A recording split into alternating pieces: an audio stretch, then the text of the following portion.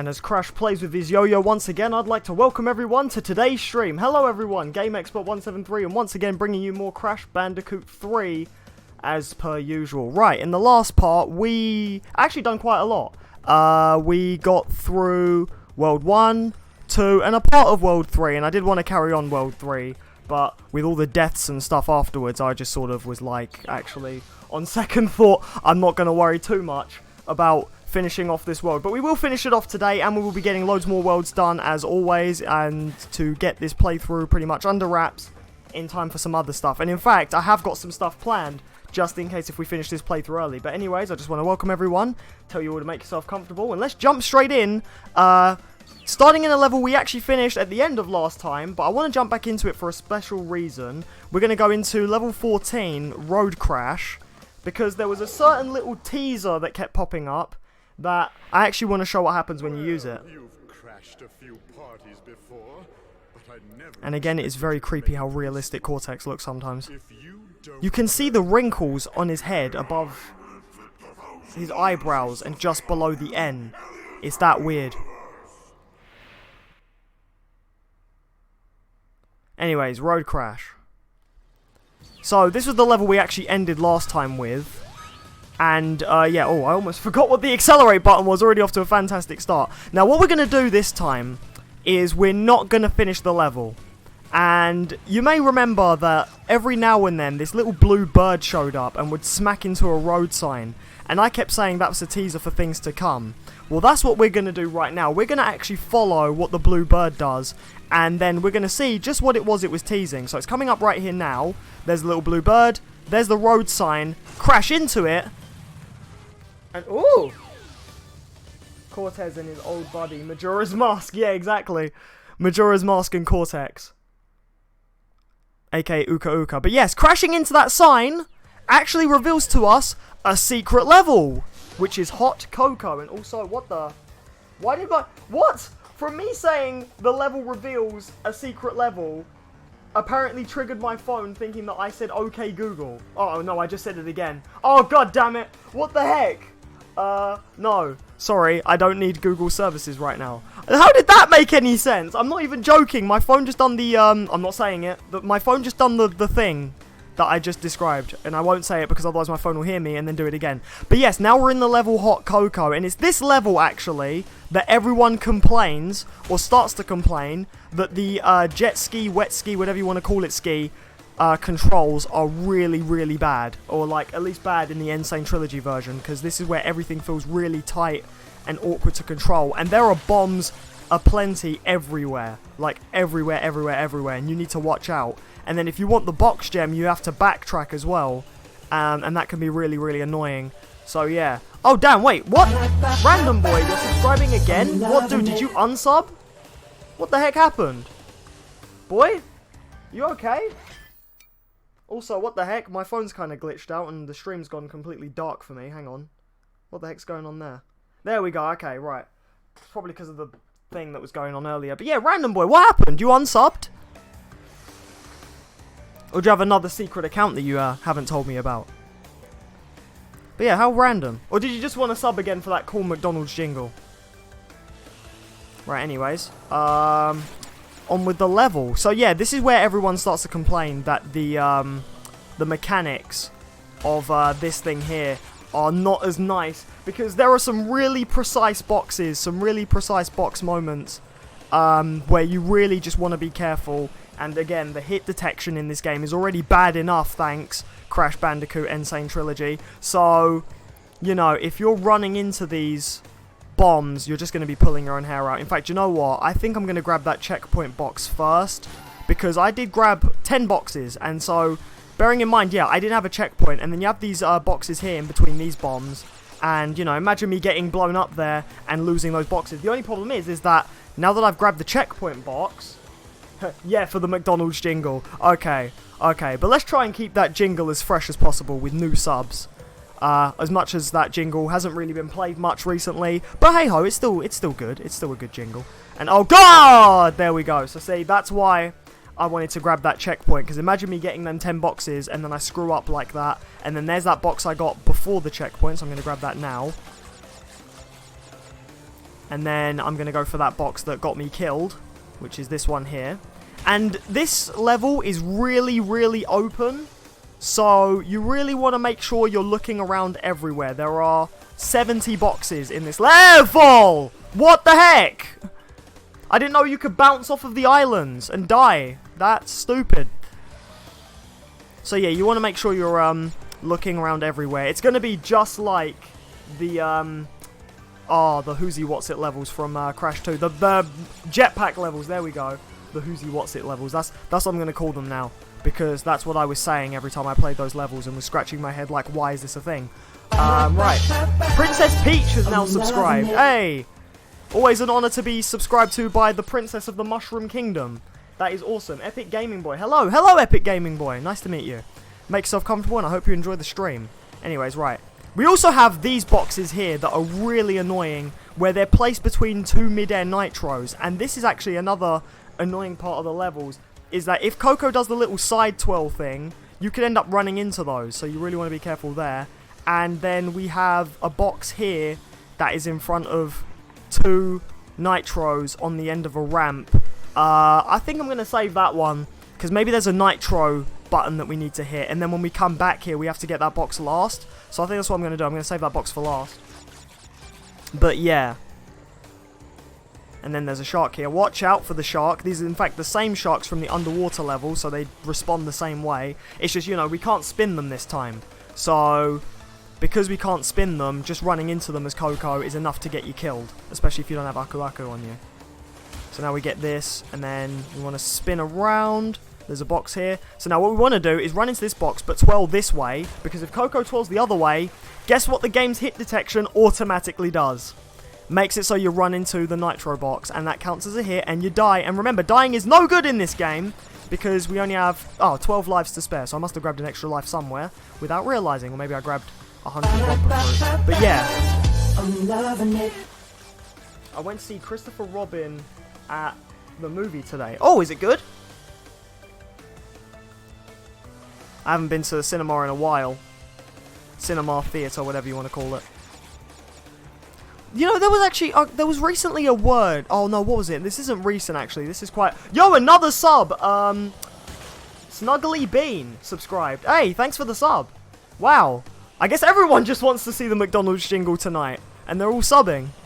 This is great. Keep this up. And we'll be hitting that 300 subscriber incentive in no time. Which I'd like to remind everyone, the 300 sub incentive is a promise I made to Anthony, one of my mods, who isn't here yet, but he'll probably be here later or something. Or if not, he'll be with us at tomorrow's stream. The sub incentive is a promise I made to him. Oh, Snuggly Bean. Hey, hey, my new subscriber. Welcome. Welcome indeed. Yes, my next subscriber incentive is I have to play Undertale for Anthony, and with the people who done the wonderful karaoke stream alongside me, they will be providing the voices. Again, that is a promise I made to Anthony that I would do that. There's that green nitro button, so now that I've hit that, I can actually go back and get that box. With 56 boxes, I can. Or I could go and get the rest of the boxes, and then go back. But either way, I have to remember to get that box last, so if I forget, chat, please remind me. Please, please, please remind me. It was good? That's awesome. I haven't particularly looked it up or anything. I'll have to give it a go. Seeing that. But yeah, I haven't been to the movies in ages. Your name is Cringe? Well then why didn't you change it? Although, I don't know, it's quite unique as well. Sometimes, but you don't really care. Hey, I mean, fair enough. That's what I was about to say, like, if you don't really care. But sometimes, hey, a unique name, no matter how cringeworthy it is, still is unique. I mean, these days, it's really hard to come up with something original.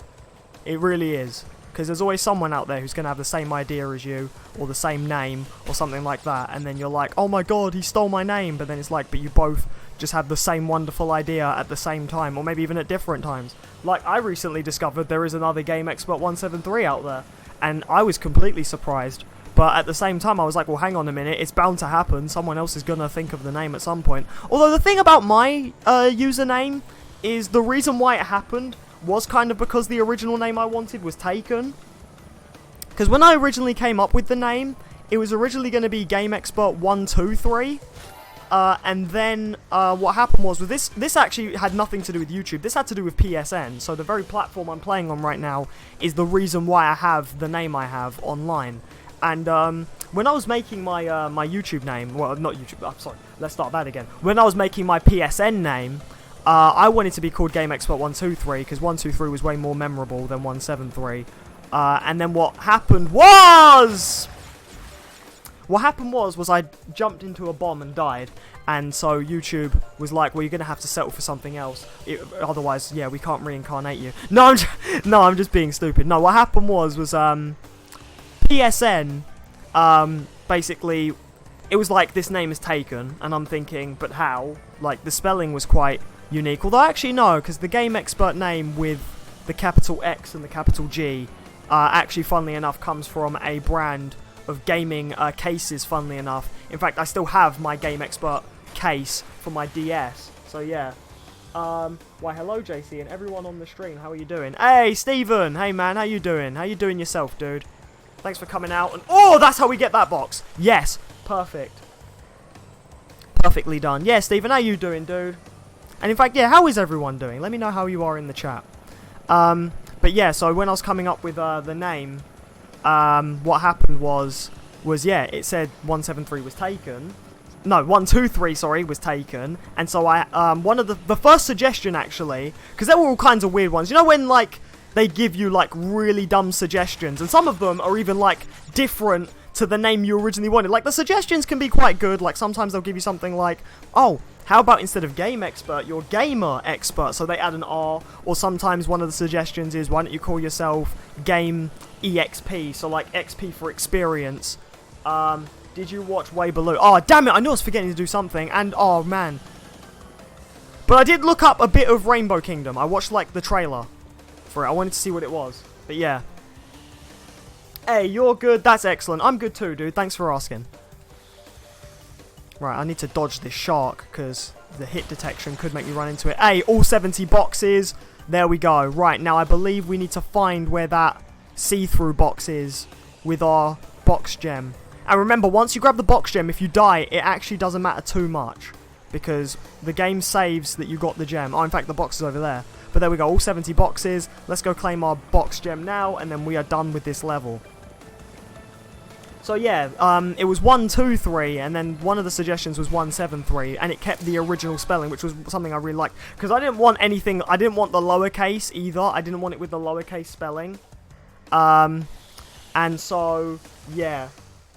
I really didn't want to, like, change the way it was spelled. I was like, if I have to, like, even if I had to get rid of the numbers and stuff, although it was kind of hard, because this was back when PSN and Xbox Live, I think, made you have to have a number, or some kind of special character or something, and so, yeah, and stuff like that. And you know when, like, the suggestions are just, like, really dumb, like, you could be called Game_Expert and stuff, and it's like, no, it has to be one word, so it's nice and fluid and cool, and yeah. Yes, what do you think about it? It's certainly different, but it's an interesting different, and I think I'm gonna, like, actually follow through with it. Also, Stephen, you say you bumped into Paris a couple of days ago. Yeah, she did say, actually. She did say she ran into you a few days ago. But yeah, anyways, right, now onto this level, back into the medieval theme. Oh, God, what the what? How did that not kill me? That just sort of bumped me backwards, but you know what, I'm not going to complain, because the least I die, the better for me, actually. So, yeah, I'm just going to take that with a pinch of salt. Right, let's just spin the frog. Okay, slide the frog, actually. That's safer. But, yeah, I haven't watched Way Below, though. I haven't really had much time. I've been sorting other stuff out. Also, okay, I'm not going to bother with these guys, because actually that time I did get hit. And if I didn't have my Aku Aku, that would have been a life lost. Right, spin the frog. I think I'm just going to avoid these guys. I know you can spin them, but I'm not really having the best of luck doing that right now, so I'm not going to risk it. There we go. Does it look too girly to you? I think that was it, but I can't really judge in terms of girly programs, because I've seen girly programs before. So, yeah. I have actually, I'm not going to lie, I have seen girly programs before, but hey-ho, that is the result of having a sister and being curious. Are you playing this game on PS4? Yes, I am, but you can get this game on other platforms. You can get it on PC, Xbox One, and Nintendo Switch. I almost forgot about the Switch port, but yes, and Nintendo Switch as well. But yeah, I'm playing the PS4 version because I didn't really double dip. I didn't see the need to. Although, I mean, if I ever was to, I'd probably get the Switch version. But, you know, just so I can play this game on the go. But it's not really too big of a deal, double dipping for this game. It is a great game, but it's really up to the consumer. If you love Crash enough that you are going to double dip for it, then go on ahead. But me personally, I didn't, just but where it was relevant, because it got ported everywhere, and that's why I started this series. Yeah, that's why I'm playing the PS4 version. Yeah, it did look a bit too girly, but I have seen girly programs before. Again, the result of having a sister and being curious, and then afterwards just being so curious you just sort of do it yourself anyway. Because this was sort of like back in the days when my parents and we were living at one of our old houses, and you know when like you're a kid and your parents don't give you a TV yet. Although actually I don't know if I can say that too much nowadays. Nowadays kids get TVs and phones and stuff straight away, which is totally normal and it's totally actually quite cool. But back in my day, no, if we wanted the TV, we had to make sure mum and dad weren't watching bloody BBC or ITV just to get a go on the TV, and it was stuff like that. And so really the morning TV show thing was where we hit the scene, but at the same time I have a sister and she obviously wanted to watch things as well, and where that sort of happened, I fell actually because I also realised that me hitting that nitro screwed me, TNT screwed me over, because I actually need that bounce block to stay there, so actually I needed to kill myself for that. If I'm going to be honest, I do really want to play this game. Hey, give it a go, man. Give it a go. It's definitely worth it. The only thing I'll warn you about is, in comparison to the original, the hit detection is obviously worse, and there are more moments that, I don't know, it's something more original Crash Bandicoot players will notice, but I don't think you should notice too much. Right, I think if I hit this TNT and then bounce over, I shouldn't have a problem, but let's find out. Nope, I still have the problem anyway. Okay, right.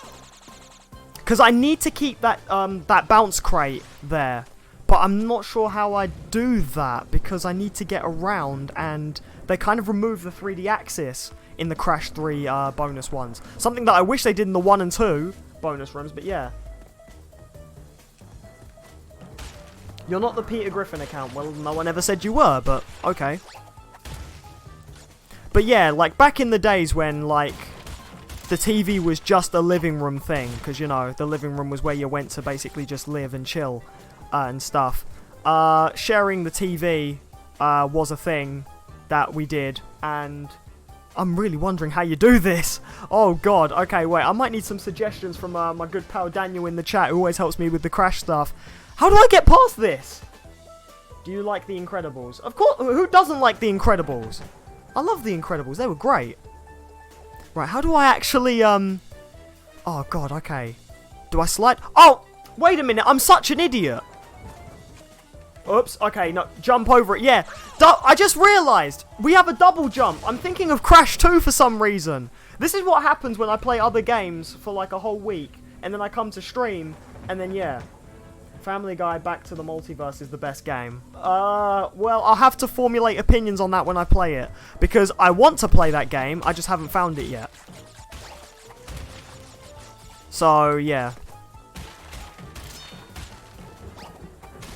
Anyways. Right. Yeah, I'm being such an idiot, I forgot. We have a double jump, which I keep screwing up, by the way. So yeah, we can just jump. Oh my days, do you know what? It's just because, like, the way all the games are the same, because they're made in the same engine in the trilogy, I just forget these basic things. Boy, do I feel stupid. Right, I need to get used to the double jump again as well, actually, because it works kind of weirdly in Crash. But at the same time, you can get used to it. Just, I've literally been playing so many other genres of games. Recently, I platinumed Uncharted 4. And so, you know, to go from shooter to platformer is very weird. There we go, done it. The trick is to make your second jump almost as late as possible, but not as late as possible. That person with the weather forecast in the Discord server is annoying. I don't get that still. And if Maniconda is in the stream, I'm still curious why the weather forecast's in the Discord chat, because that is very random and doesn't make any sense whatsoever. Oh, God, wait, did I just screw myself over again? Oh, god damn it. Wait, although I think I can cheese it. Yep. Perfect. I cheesed it. I knew I could, because with the double jump, you can actually pull off some pretty cool late trick jumps. And that's what I needed to do there. But yeah. You're more screwed if you break the first bounce block. Because the other blocks are actually so much higher that, yeah, the double jump will certainly not reach them. But with that second one, just do what I did. Do a cheese double jump. That's what I'm going to name it, by the way. Yes. What did you think of Incredibles 2? I thought it was incredible. Actually, yeah, no, I loved Incredibles 2. I thought it was brilliant. I absolutely did like it. I think someone's asked me before on stream if I like that movie, and I certainly did. I'm just like, okay, if you still haven't seen that movie, what the heck are you doing? Go see the movie. And, oh my god! I actually forgot about that death animation. That actually kind of not only startled me, but made me laugh inside, like... Because I wasn't laughing on the outside because I was startled. Literally, what the hell? I forgot, yeah. If you get killed by the frog, it kisses you and turns into a prince. And Crash is just left there to feel disgusted. What the heck? I love the death animations in the Crash games. They're so good. Whether it's getting your underwear cut off by one of the Arabian guys in the Egyptian level. Whether it's getting... kissed by a frog in the medieval level. This game just has some unique animations that are really just amazing. Right, I need to... This guy I'm going to have to kill. Or I can just do that, and then boom, and then box gem, and then we're done. So there we go. Because I don't know what's going on, but my timing with hitting those guys has been terrible. So I'm not going to take the risk, actually. I'm not going to take the risk in this stream and try and get those guys. But there we go. Oh, Crash, do you have to put it up your butt? Yeah, I'd rather you put it in your ear. One thing I didn't really talk about with this game is the fact that, yeah, the Crash dance is back. Because, like I said, in Crash 2, that became the staple for the series, is Crash would have the Crash dance. Simon Belmont was trying to save Luigi, but he was too late, and sorry, excuse me, mini burp, and got mad. Pretty much. Poor Luigi. Although, funnily enough, Luigi's Mansion is one of the games I've actually been replaying recently as well. And, yeah. I don't know, I've just been, after I platinumed Uncharted 4, I went back and just started playing some old games that I really wanted to play for nostalgia's sake. Just like Princess and the Frog. Yeah, exactly like that. Oh, okay. So now we're fighting Entropy. And, his gimmick is first he'll make these platforms appear, but we can't do anything about that just yet. Then he'll do a shockwave attack, and then after the second shockwave attack is when you sort of get like a little bridge towards him. And when you... Oh, wait a minute. What the heck? I just realized I wasn't technically supposed to run back. I totally forgot that. Yeah, when Entropy... When you hit him, you're not actually supposed to run back. I think you're supposed to stay there, and then the camera spins around. And what I did was I glitched the camera doing that, actually. So I kind of screwed myself over. In fact, not even kind of. I did screw myself over. Right. Wait for him to move.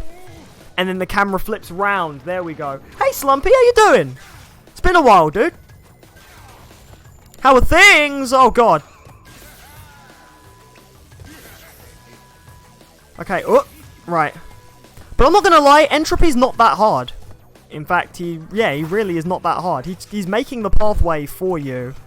A few good time jumps. Spin attack into him. And there you go. And then he just, yeah, lather, rinse, repeat. You do that for 3 hits and the boss is done.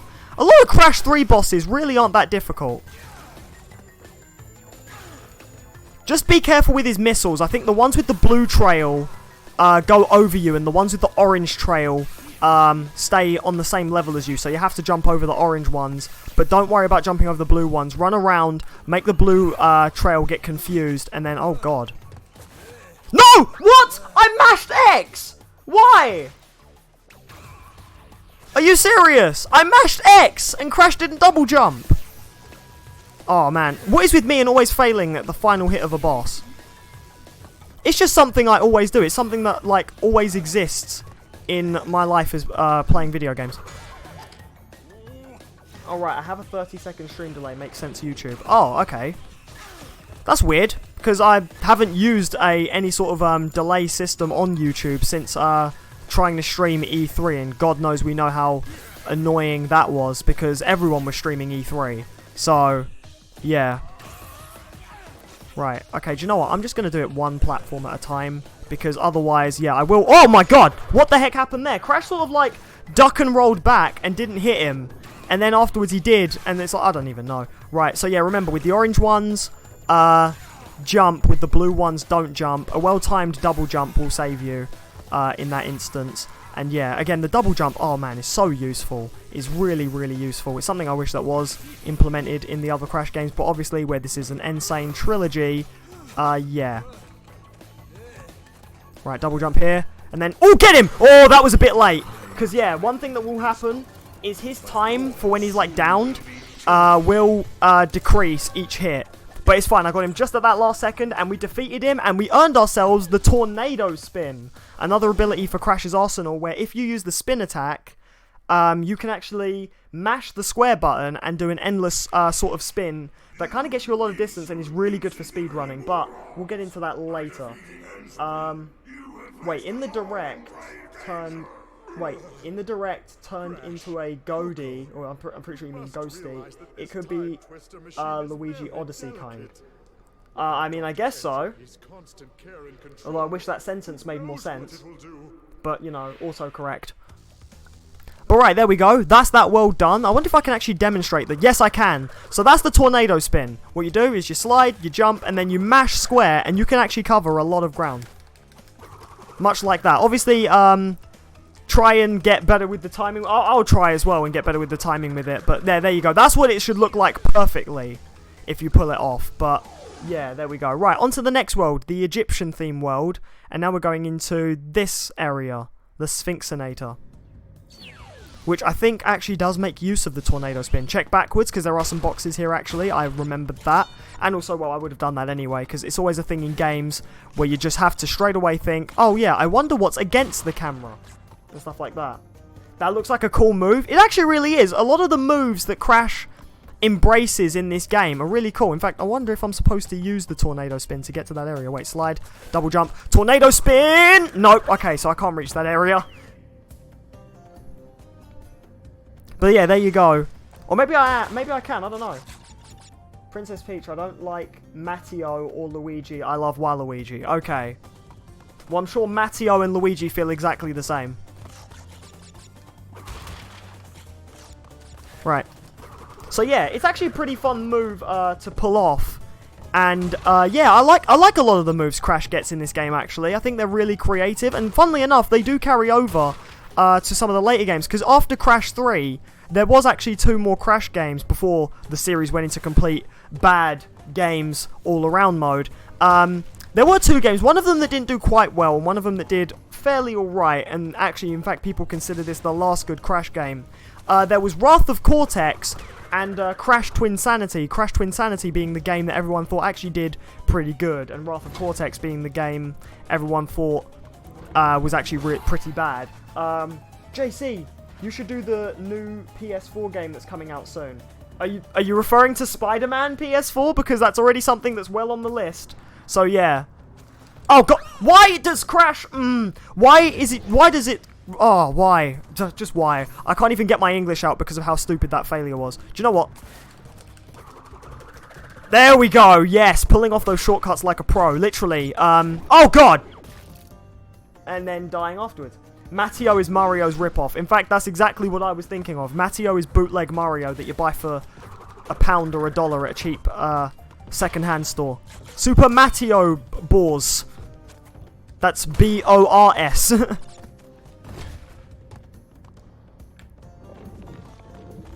Right, and then I believe... I really just want to keep showing off that tornado spin! And I probably should have done it there, actually. Because now I'm back here. Okay, right. So yeah, this is where levels really start to make good use of Crash's abilities. Because, yeah, you can pull off some pretty good shortcuts, and a lot of the hazards you want to try and avoid are done with the many shortcuts. Again, if you can master the mashing the square button at, like, sort of the peak of your jump with the tornado spin... yeah, you can actually land some pretty sick jumps like that. Look, see, I managed to dodge all of those. Now we've got this guy right here. He's gonna, funnily enough, he will actually destroy the nitros for you, so you don't have to worry. And then just kill him. And then there we go. Right, grab these.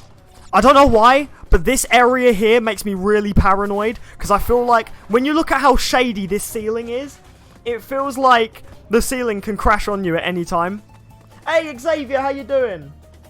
No, not that one. Yeah, 100% do that one. I'm talking about a Lego game that is coming out soon. You don't know? No, what Lego game? There's a new Lego game coming to PS4? I know Lego Incredibles 2 already came out. Or maybe I'm wrong and actually, like, it hasn't come out in Europe yet, and so that's what you're referring to. But there's a new Lego game coming out? Oh, it looks like we won't be able to finish this level anyway. We need the blue gem. And I don't have the blue gem yet. Right, so just detonate that. There we go. And now, tornado spin! Again, really good for speed running that move. And just dodging everything you just don't want to touch you. Lego Incredibles 2. Yeah, I thought that was already out. I swear that's already out. I've seen so many gameplay videos and reviews of that game already. Oh yeah, and there's also DC Lego Supervillains as well. Yes. Which, as a guy who's played Lego Batman 3... There's two? There's two of those... There's two of those things? Those blocks? Really? Yeah, someone who's played Lego Batman 3. I actually would like to play DC Supervillains.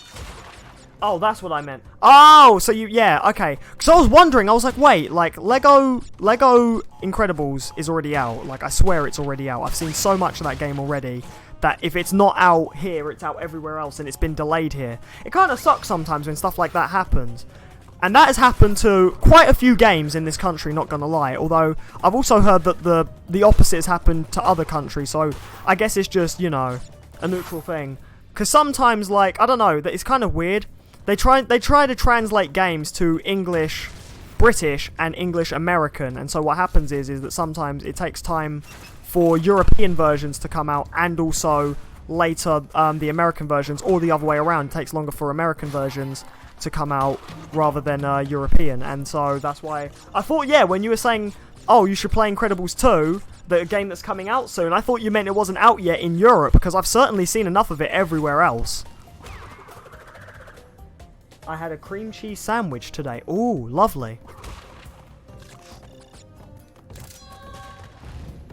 I played every Lego DC Batman. I've only played 1 and 3. I haven't played 2.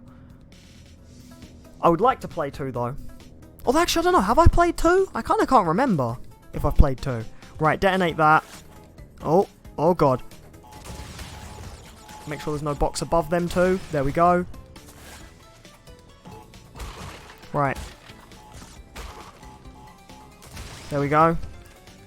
Get these. I feel like there's a trick coming up. Oh, yeah. Okay, I know what the trick is. Oh. Oh, God. Okay. Oh, damn it. Okay. Oh, well. I had the Aku Aku, so I might as well have taken the hit. The thing about the tornado spin when you unlock it is Crash's spin attack in the air actually, like, gets more floaty. Look, see? If I just jump and do a spin, now it actually has a little float to it, whereas before it was just a normal attack. Oh, okay. Oh, God. Bad mummy. There we go. Oh, did you see that? Oh, man, that was close. Oh, God. Okay, now we have these guys. These monkeys right here who try to fling their poo at you. Not even joking. Crash actually has an animation where if you let these guys hit you, Crash gets a face full of poop. And, yeah. That is no good, and it makes Crash want to stop the whole adventure altogether. Like, literally, that's a death animation. Crash getting hit in the face with poop and feeling disgusted is a death animation that can happen in this game. Oh, hit this. Oh, we could get all the boxes. So now I'm wondering what the blue gem was actually for. Maybe it's just for another color gem. Because something that this game does do is you get color gems for color gems, or color gems for clear gems. So like in that case there, yeah, so I'm guessing the blue gem path is actually for a clear gem. I finished Lego Batman 3 3DS edition. Nice. Have you ever seen 64 Zoo Lane? No, I have not. Have you ever watched Wallace and Gromit? Oh yeah, that's a classic. That is a classic. I've seen that. If they did bring out another Lego game, guys, what do you think it would be on PS4? Good question. In fact, let's put that question to everyone in the chat. Yeah, like, what would that actually be? Hey, Keys C, nice to see you. See what I did there? Although, actually, that was completely unintentional, so, yeah. What about Yee? Yee? That would be a great game. Lego Yee! Lego Yee LOL Edition. I want that game. Also, wait, I have the purple gem, so actually I could backtrack. So what was the level that needed the purple gem again? I know there was a level that needed the purple gem. In fact, it was a tomb level. Tomb level. Yes, it was a Tomb Raider level. In fact, you need the purple gem for a whole other game. No, I know it was a Sphinx level. Morrison's is a good shop. I'd say so. It's basically better Asda.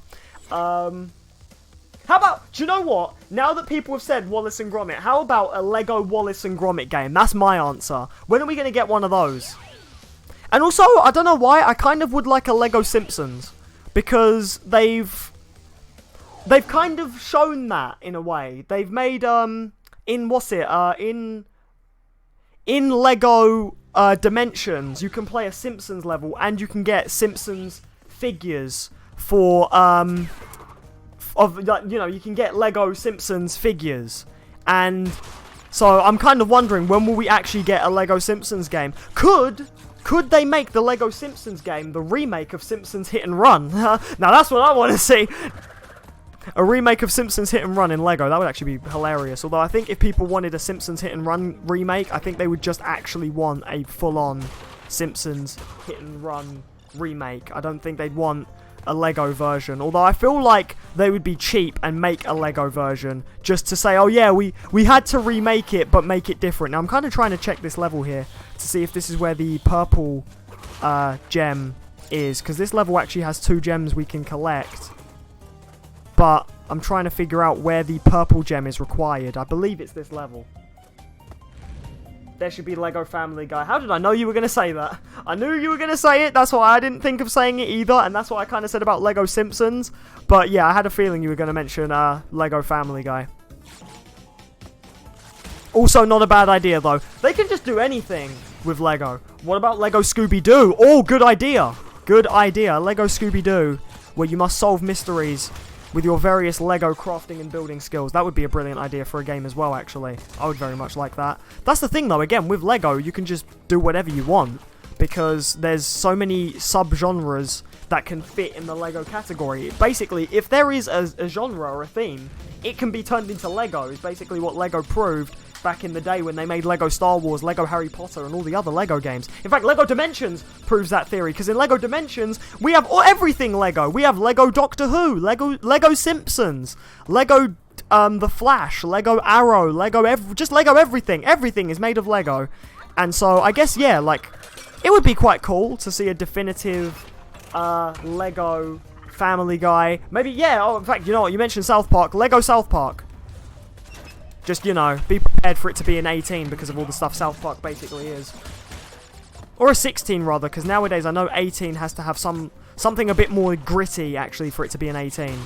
I know that, like, that's a thing nowadays. Nowadays, games don't get the stamp of 18 unless they really have something where parents are going to be questioning their child's existence playing said game. So, yeah, right. Now we want to go down here, and then we have these boxes right here. Now, I don't know if I should save this for last. Although, actually, with the double jump tornado spin, we can go back, so...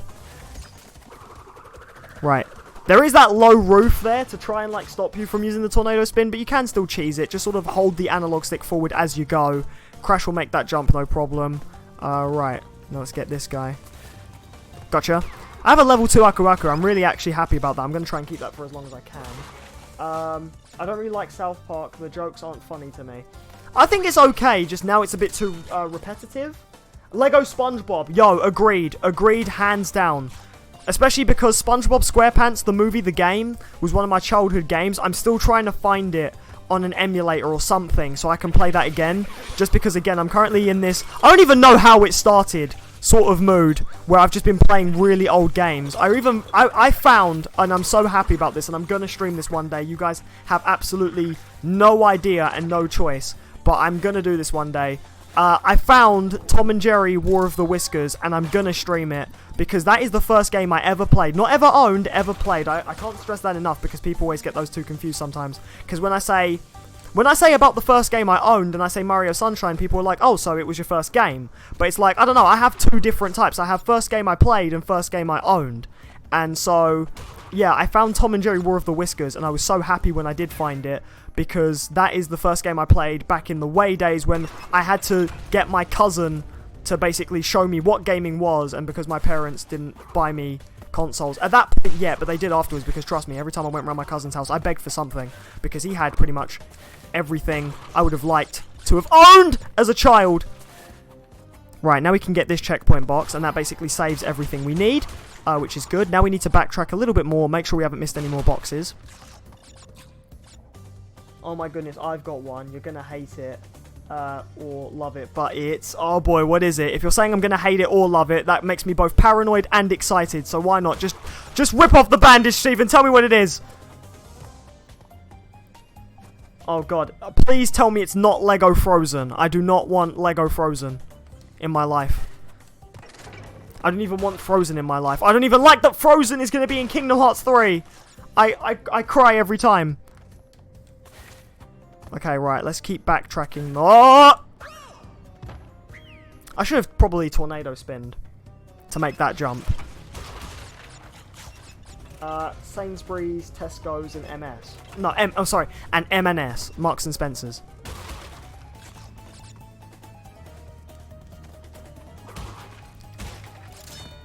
Yeah, please say it's not Lego Frozen though, otherwise I will probably just explode.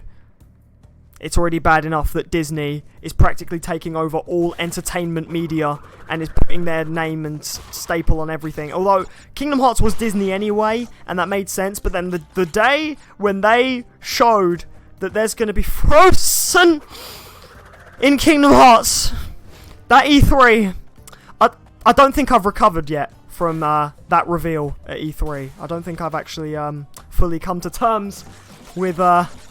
I'm still going to get Kingdom Hearts 3, don't get me wrong, but at the same time, I don't think I've actually properly coped with the fact that one of my favourite franchises, well, I wouldn't say one of my favourite. It's a franchise I love, but I don't really play it too much enough these days. Yeah. Lego Rush Hour, I can already just imagine the levels in my head, like in number 2, the spot where they're in the spa getting a massage, and they start fighting. Hey, that's not actually a bad idea. I like Rush Hour. Oh, thank goodness it wasn't Lego Frozen. I'm actually really happy. I'm both happy that you've said that because it's not Lego Frozen, and I'm also actually happy because I love Rush Hour. Rush Hour's a funny movie.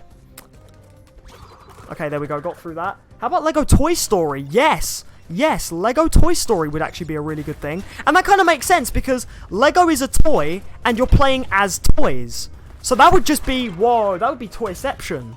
So that would be brilliant, actually. A Lego Toy Story, the toy game of toys. You can now build the toys. That would actually be quite cool. I like that. I actually really do like that idea. I think that's brilliant. So yeah, this was actually the level where I needed the purple gem, which is good, because now we can get both gems here, and that's it. That's all we need from this level. All done. Tesco, Costco, Asda, TK Maxx, game shops. You're just naming shops at this point. Naming all the shops we have in the UK. Yo, I actually want to know, what are all the shops that they have in America? I know there's Walmart and Target, but I don't know any of the other ones. What's America's all-around shops? Yeah, like we have... Don't worry, I hate Frozen. Oh, thank goodness. No, good. No, like, I know, it's just... The one thing I can never do is let go my hate for that movie. I can never let it go. No, I can't. I'm not singing it. No, it's not happening. But yeah, no, literally, I hate Frozen. So may they never make a Lego Frozen. Hello again, Epic Gaming Boy. How you doing? Although that's hello with one L. So actually, I don't even know. It's still hello. Right. Invert your vehicle flying controls? What? Okay, so now we're getting into another vehicle level. In fact, I think this is the last of the vehicle levels in this game. The flying levels. Oh, I see why it says invert. In case if you're one of those players who likes up to be down and down to be up in flying games. You know, like Mario 64 and stuff. So yes, in this level, you have to take down these blimps. And you're going to have Cortex's enemies here. Oh god, I think I'm so used to inverted flying controls now. Jesus. Wait, where do you do that? Where do you invert the flying controls? Invert bazooka aiming, invert vehicle controls. Maybe it's that? Let me turn that on. Let's see what happens. Oh god, yeah, I think I've gotten so used to inverted flying. Oh my days, I never thought that would be something I'd say. but I think it's definitely a thing that's happened. So yeah, this is the last of the, I think, vehicle flying levels. But basically, once you destroy the 7 blimps, I think pretty much the level ends. And you're going to have these boxes that are tied to balloons, and you want to make sure you take those down. Crash, actually, funnily enough, in this level, has a full-on health meter, something that doesn't appear anywhere else, except for, obviously, the Crash Bandicoot reboots that are never going to be enjoyed by anyone because they're not that good. Well, actually, no, I know some people who like those reboots, but those reboots are like the Sonic Boom of Crash games, so I don't like them, but I know other people that do. And hey, Epic Gaming Boy subscribed! Thank you so much for the sub, dude. Much appreciated. Yet another show of that McDonald's jingle that everyone has come to love, which I created basically to make fun of my job. Basically, yeah. But yeah, so Crash will actually have a health meter in these levels. That's the health of the plane, by the way. And, well, because, you know, if the plane blows up, Crash is gonna die. He's at a very high altitude right now. But yeah, so you need to take out these 7 blimps whilst at the same time shooting these balloons that have boxes tied to them. And at the same time, just make sure you're still taking down Cortex's enemies here, because they will just... The thing about these enemies is they'll just constantly respawn. Like, you can't do anything about it, they just constantly respawn. Is there a boost button? I didn't actually read the controls earlier. Rewave my comment. Sorry, I missed your comment, dude. Well, don't forget, I still have a game to play. Frozen is my favourite anime anyways. Remember B&Q. Oh yeah, we have B&Q as well. How about Lego Muppets? Yo, that would be quite cool. And Frozen equals cringe. Exactly, exactly. I completely agreed. In fact, everyone, can we give Steven a round of applause in the chat with that round of applause emote, please? Because he's speaking the truth, okay? Frozen is cringe. Cringe is Frozen, and Frozen is not love, nor is it life. Right, now that we have all 11 boxes, because, yes, trust me, dropping the boxes, so you can pop the balloon, and the box will basically fall down to what is presumably the surface beyond that smoky cloud texture down there. And that counts as breaking a box, so you don't have to worry. You don't have to break the box, then shoot the balloon. Shooting the balloon does break the box, and stuff like that. Just be careful as well, because there are health balloons, and I kind of wasted them all at the beginning. But now, if I basically get mobbed by these two, or this guy, who's right in front of me, I could do... Yeah, okay, I could die. And that's what basically happened. You kind of have to play it strategically, and again, the aiming is not very nice, actually. Okay, right, shoot him. Shoot him! But yeah, these guys are really annoying. Like, literally, they will loop round and then shoot you. And then, I think that's when you're meant to shoot them. But it is really annoyingly difficult to pull off. And I don't know what the hit distance is with these guys. But once you set them on fire, that's basically your indicator that you've... Can I get that health? Yes, okay, that counts as me getting the health. There we go. Once you've set them on fire, that's your indicator of you've basically killed them. So you shoot them till they go on fire, and then they spiral to their flaming demise, and you don't have to worry about them at that point. And you know what? I'm going to make sure I am actually hitting these guys a lot more than I am, because then they do stuff like that. They kind of always follow the same little loop. They'll fly in front of you to, like, sort of signal their presence, and then once they've done that, they'll sort of do like a full U-turn and then try and shoot you. And I'm going to go for all the boxes that aren't attached to extra HP right now, because I don't want to waste any of the extra HP boxes for the end like I did last time and get myself killed at the very end of the level. So I'm going to get this box here, and I'm going to loop, and I'm going to get these boxes here. And then some of the ones that I will have left will be extra health ones, but that's where I really got to make sure I'm destroying these blimps. But the moment you destroy the blimps, or zeppelins, or whatever you want to call them really, it's personal preference, just know that once you destroy those, that does trigger the end of the level. So, yeah. If you destroy all of them and then you're like, oh, now I'm going to go and quickly grab that last box that I need to finish my box counter. Yeah, no. Crash will do his victory animation, and then that's all she wrote with this level. Right, only a few more boxes to go. I'm going to get that extra health because I do kind of need it. And now I'm at a little safe zone. I have been doing a lot well shooting these plane enemies now. Which is good. Anyways, let me just get to that comment. Peter, you don't need to be so impatient and be like, ahem, and read my comment. I will get to your comments, but let's not forget I have to look at the game to play the game. My Little Pony friendship magic is a I'm gonna guess you said cringe, but yeah, so are bronies. Oh, I know. I find bronies and My Little Pony so weird. And dude, I'm gonna read your comments, but let's not forget I'm playing a game. I can't, you know, glue one of my eyes to the other screen because I have it on 2 screens right now. Patience is a virtue. Which is a phrase that I will never understand what it means, but I'm still using it anyway. I think it just means patience is good or something. I don't know, I used to hear it all the time, because I used to be impatient, and then, well, when I got fed up of hearing that phrase, I became more patient. Right, there we go. Destroy the last blimp, and see, like I told you, Crash, it literally just straight away triggers Crash's victory animation.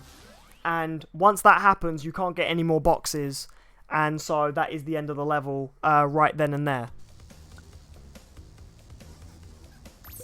So there you go. But there we go, we've done that pretty well. And in fact, there is a relic in that level, so you basically have to speedrun how quickly you hit the blimps to get the relic. But again, we won't get into relics just yet. They'll come into play a little bit later. And they definitely have to come into play in Crash 3 just because they're a little bit required, but I won't talk about that just yet. Again, we'll get into that. Right, now on to the next level. Tell no tales. And I said that kind of like a pirate because it is a pirate level. How about Lego Lion King? Now that is a cool idea too. Yo, I would love to play as Lego Simba and go through the adventures of the Lion King. That would just be like... it's taking two of my favourite things. Nostalgia for a good childhood movie and Lego, a good building block, just Lego, it's good Lego, and just putting the two together and making them have just an amazing experience. Yo, that is awesome. See, this is what I mean though, with Lego being a type of subgenre of game, like, you can use Lego with anything, and it just works. It just absolutely works, and so because of that, like, yeah, like, they could inspire loads of different Lego games like that. In fact, Lego Dimensions pretty much has all Lego things in one. I mean, people were so like, wow, oh my god, Lego Portal. It's like, that was really cool. I thought that was a really great move on the studio's part to make a Lego Portal level in Lego Dimensions. But it just goes to show you can do anything with Lego. Like, you can do absolutely anything with Lego.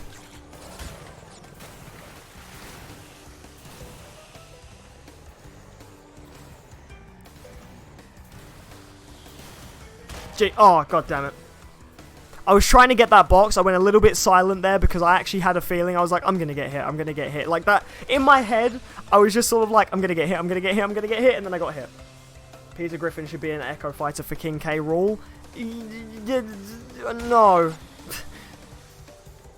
No, if anything, I think the chicken from Family Guy should be an Echo Fighter for King K. Rool. Lego The Incredibles? That already exists. That already exists, and it's actually a really good game. I haven't got it yet, but from what I've seen, it looks really good. It kind of looks like Lego Marvel Superheroes with just, like... it kind of looks like Lego Marvel Superheroes, but with superheroes from the Lego... no, not from the Lego genre, from the Incredible genre. So, like, for example, you can actually play as Gazer Beam. You can actually play as the heroes that they mention in the universe of Incredible. So, yeah, that's already a thing. But it does look really good. I would like to get that game and stream it at some point. Maybe do a Lego marathon, although I don't know how that would work, because once you've played one Lego game, not gonna lie, aside from like a few sub-mechanics, yeah. Once you've played one Lego game, aside from like a few mechanics, you kind of played them all, and oh god, I forgot the seagulls could kill you! I actually forgot that's a thing, the seagulls can kill you in this game. If there's a seagull sitting on a box, and you haven't scared the seagull away, it can actually kill you. Damn it. Peter, I mean a movie. Oh, a Lego Incredibles movie. Ah, okay. Yeah, because I know Lego's been doing some movies as well. There's a Lego Batman movie, and there's several Lego Star Wars movies as well, focusing on the Clone Wars cartoon storyline. Which, speaking of, I heard that the Lego Star Wars The Clone Wars cartoon is apparently being revitalized or something, and is being saved. So, yeah. Peter Griffin should be an Echo Fighter for Princess Peach. I disagree. I don't think that would work. That is way too different of a character for that to work. I think you had it right with K. Rool, but Peach would be a drastic change.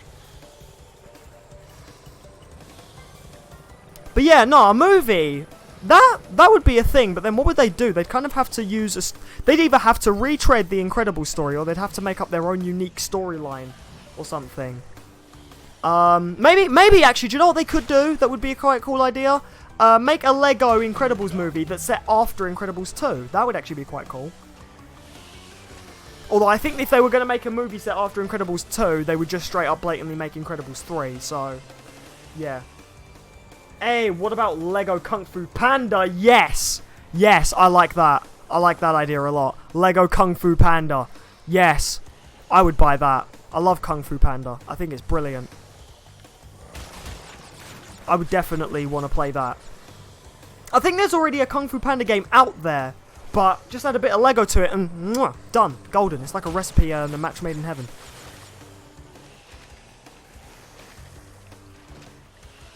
Now you have these 3 extra lives out here. I don't know if that's an indicator whether you can actually go to them or a hint for something. Daniel, you're going to have to remind me in the chat actually. How do I get those, or what are they actually there for? And I'm just going to circle around with this guy because I'm actually quite wondering. Aha, there we go. I knew there was a box here. You have these 2 little gaps here, and there are boxes, and you need to make sure you get those. They are very easy to miss, but you also have to be careful because you have these circling ships, and they will catch up with you. And then, yeah, and don't forget, Coco can sometimes bounce on the island. Also, Lego Movie. Wait, as in the Lego Movie?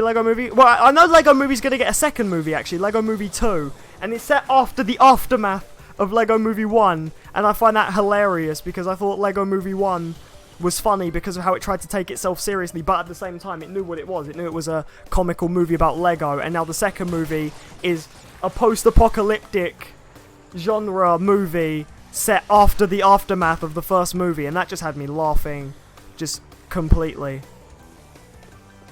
Right, now we just gotta... Whoa! No! Oh, I knew that was gonna happen. Did you see how I was, like, not that close to the shark, but the game still counts that as a hit? That's just how bad the hit detection is. And I know I'm gonna say it. So, yeah, let's just say it anyway. What is a hitbox in this game? What is it? They just don't work. And that's not fun. Obvious, I know, but Lego Spider-Man Andrew Garfield series. I don't know, I kind of wouldn't want Andrew Garfield. I think I'd want Tom Holland instead. I want a Lego let's start that entirely again. Lego Spider-Man Homecoming, or Lego Spider-Man Far From Home.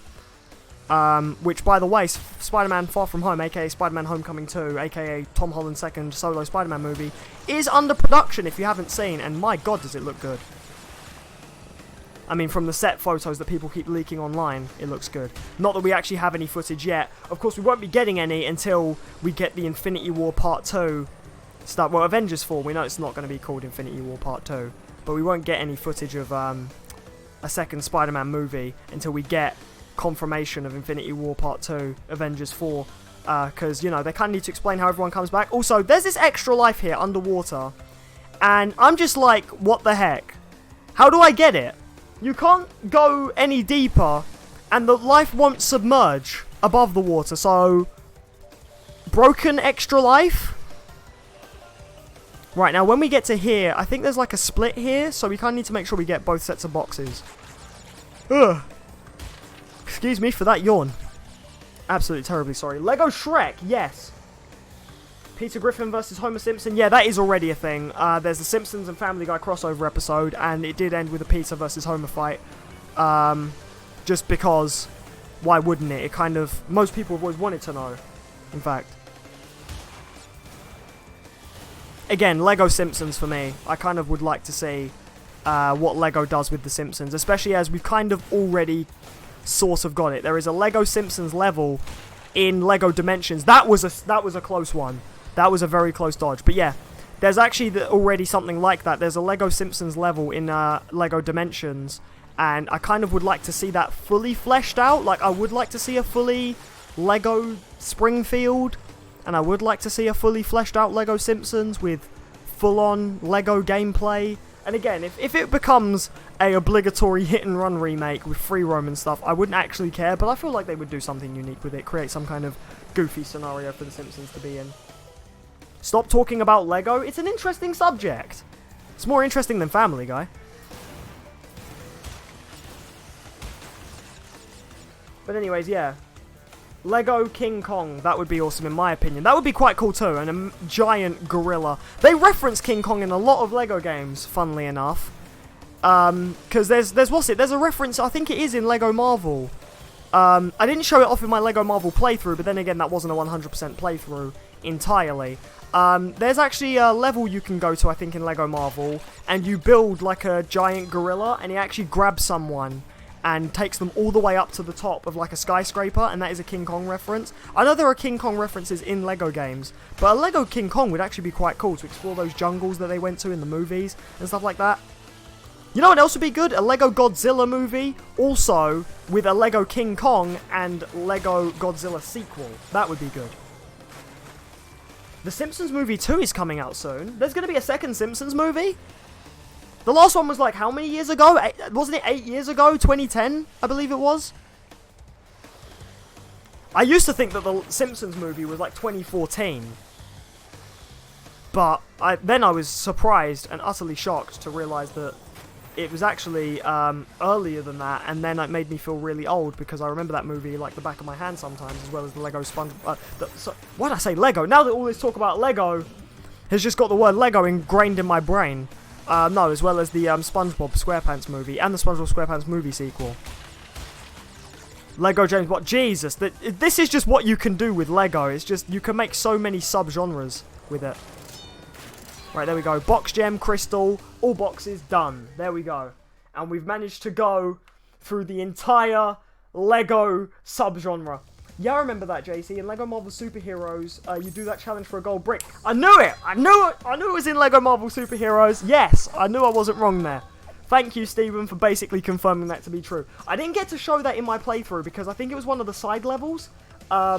And in that side level, yeah, you went to like a sort of like, it was all made of blocks, New York, and you had to build a little gorilla, and he would climb up a skyscraper, and then you get the gold brick off him. Lego True and the Rainbow Kingdom. So a Lego Rainbow Kingdom. That would be interesting. My mom told me, but I don't know when it comes out. So your mom told you that there's going to be a Simpsons movie too. I need to look that up then, because I would love a Simpsons movie sequel. Especially as it's been so long since the first one. And the first one was really good. I like the first movie. Oh, God. Lego Pokemon? Jesus, guys, we could go on with this subject for ages. But you know what? Let's actually... Yeah, I think we should now save that for another stream. I feel like this question will come back again someday if I do another Lego game on the channel. And don't worry, I do have another Lego game planned for the channel at some point. And yeah, but that won't be, I will say, that won't be until I think at least next year, because I actually have something planned next year, and it will involve a Lego game, but again, it can only happen next year due to some other things going on, but I don't want to spoil that. I don't like to spoil what I have upcoming, because I like to leave you guys on the edge of your seat, or if you're watching this on your phone in bed, on the edge of your bed, pretty much, thinking, man, what is he gonna do next? And so yeah, in fact, like I even said earlier, if we beat this game early, I actually have a little something planned to go along with Spider-Man PS4. But I will get into that when I get into that, because I don't want to spoil that for anyone. Just know that Spider-Man PS4 is definitely going to be the next big playthrough. Just there are going to be some other sub-playthroughs going on alongside that. So yeah. But right, now we want to get through this level. Remember these enemies? Yeah. Same here, I remember these guys. They were originally in Crash 1, and they now have been, like, sort of brought back with, like, extra little fiery abilities in this game. Hey, we're not done yet. Lego Charlie and the Chocolate Factory sounds tacky, but imagine the candy bricks everywhere. Yo, that game should exist, but instead of gold bricks, you collect Wonka bars. That would actually be quite cool. But oh my days, we're not done yet. This is what I mean, though. There's so many different things that if you just slap the Lego label on, you can turn it into that. And again, this question will probably never end because of the fact that it just keeps going. In fact, you know what, Epic Gaming Boy, I'm sorry I missed your comment, because something that's actually on topic with what I'm doing on screen, Lego Crash Bandicoot. Yes, a Lego Crash Bandicoot. I mean, hey, if Crash is in Skylanders, then I wouldn't be surprised if one day they decide to bring him to the Lego world. Is Peter Griffin a meme? He's a character in Family Guy who practically got made into a meme, yes. He's now the equivalent of Shrek in terms of the meme universe. Can you imagine an Infinity War for memes? Just every meme in one movie, and then they all get obliterated in the end, but then a sequel comes out where someone brings them back.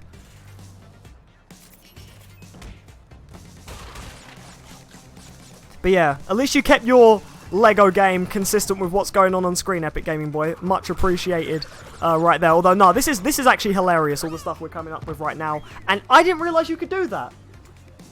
Yeah. I didn't actually realise you could do that and slide... No, not slide. There are these propeller things that when you go onto will trigger Crash to do the tornado spin. And if you're not careful, you can go under the level. Oh, gee, God, these comments just aren't going to stop, are they?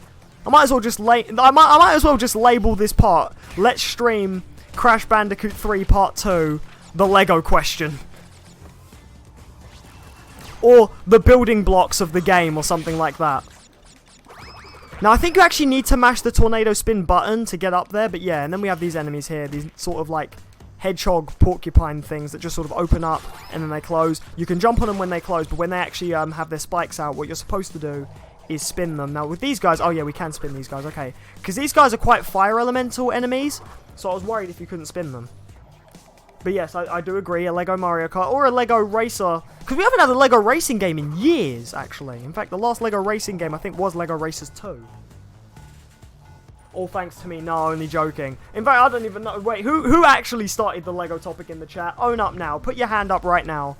And own up and confess. You're not in trouble. You just started what is basically an endless conversation that we will probably have throughout many streams to come. Especially if I do another Lego game on the channel. There we go, do my tornado spin there. I couldn't be bothered to run into this guy, but basically, yeah. When these guys have their spikes up, you can, I think, slide them. But when they have their spikes down, you can just jump on them and that kills them.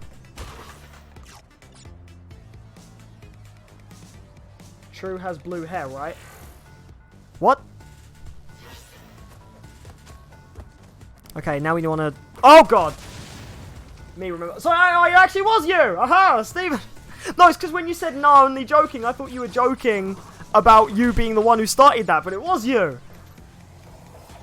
Steven, I'm not mad, just disappointed. No, I'm who's ever heard that in their life? Come on, the I'm not mad, just disappointed thing from their parents. It is like, I don't know, it's kind of like parents saying 101. The moment you become a parent, or a parent, you do something to your parents that they don't like, that phrase is just the first one they can turn to in the parental guidebook of how to raise children. The one where they just like, yeah, I'm not mad, just disappointed. That phrase has definitely been some of the dinner table conversations I have with my parents. Oh God, that phrase. No, but that is hilarious, and that I feel like, yes, that is certainly something that will come back.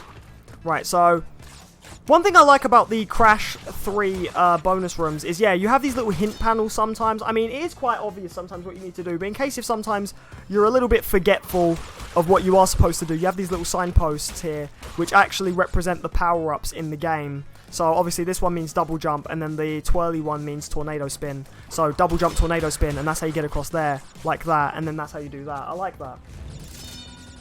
Lego up, oh my God. The tire is a little girl and her friend is a cat. I meant True. What? Oh, the True is a little girl and her friend is a cat. There we go. Jesus, this is never going to end, is it, Steven? Steven, save this for the next Lego game I do on the channel. I know it won't come until, like, basically next year, but please save it. Although, my days, if we let's actually talk about something like that for a sec. How fast has this year gone, in everyone's opinion? How quick has it been? I mean, look at us. We're already like mid to late, or well, mid August, I'd say. Actually, let's see. August is 31 days, I believe, right? So yeah, so I'd say 16.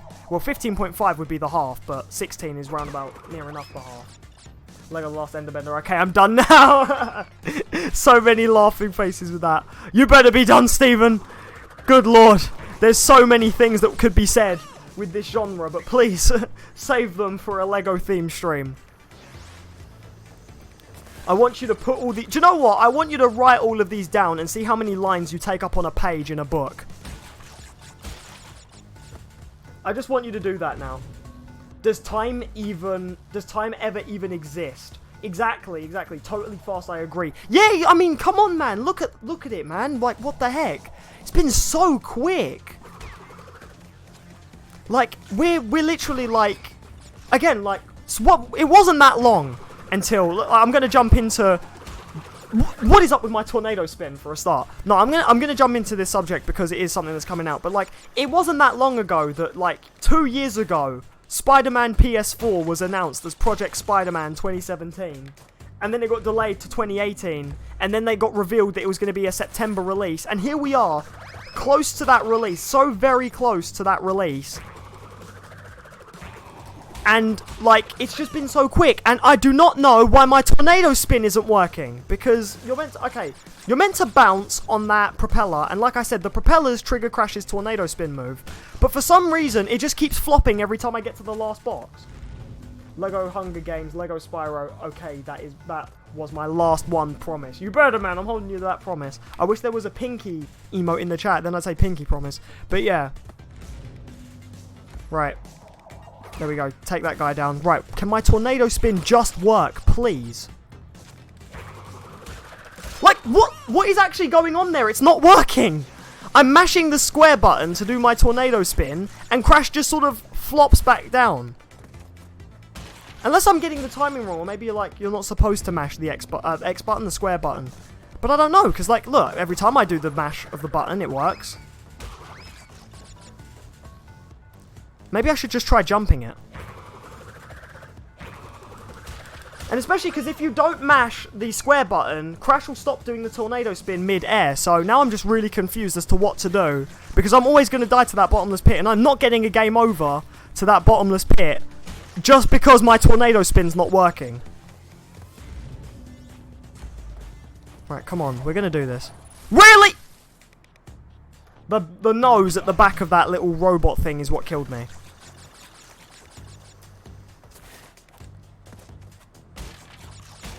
Okay, right, there we go. Sour cream and onion Pringles are awfully disgusting. Yo, I don't like sour cream altogether, so I agree there. I don't think sour cream and onion go. I prefer cheese and onion, but not sour cream and onion. Right, let me actually test out my tornado spin and get it working properly. Okay. There we go, there we go. I think what I was meant to do is just like go like literally as fast as possible. And then with that last box, yeah, just double jump spin and then you can get it. Ahem. Dude, you don't need to ahem me to read your comment. I'm gonna read it, but don't forget I have a screen with a game to look at. So a bit of patience wouldn't kill you. Just saying. It drives me insane when you miss some apples. Wait, you mean the Wumpa fruit, right? They're not apples, please. Please never call them apple. No, that was always a thing that we used to talk about in school and stuff, when someone would call the Wumpa fruit apples in Crash, and just immediately you'd be like, triggered? No, I'm joking, but like, or if someone, oh god, this was another one for me in terms of gaming, when someone would call the rings in Sonic coins. No. No. And more no. Oh man, that was another one for me back in the day. In fact, I'm going to ask you guys another question in the chat. What is your #1 gaming pet peeve? Like, for those who don't know, hey, the American is here. Hey, Jenny. Jenny from Roblox. How you doing? I'm going to ask you guys, okay, so for those who don't know what a pet peeve is, although I'm pretty sure that is a phrase in many of the English cultures, it's something that, like, just in general annoys you. It triggers you, basically. So something that triggers you. What are some of your guys' gaming triggers? Like, things that people say about a game, and you know they're wrong, and you try and tell them, and they don't listen. They do not listen at all. Oh, what are they? Yeah, what are they called? A Wumpa fruit. That's what the fruits are called in Crash. Ahem. You don't need to ahem me. I've read your comment already. Jeez. In fact, the next ahem I'm just going to ignore because I know I've read your comment. Okay, right. This level here, you're going to have rising and lowering water. So just be careful because, yeah, Crash will inadvertently die. Even though there are underwater levels in this game, Crash can't touch water without scuba gear, apparently. So you will die if Crash touches this water if it raises to a certain point. Oh, don't you start, Epic Gaming Boy. I see you. Don't encourage it. That Roblox copied Minecraft. Yo, that is a good one, actually. That is actually a good one.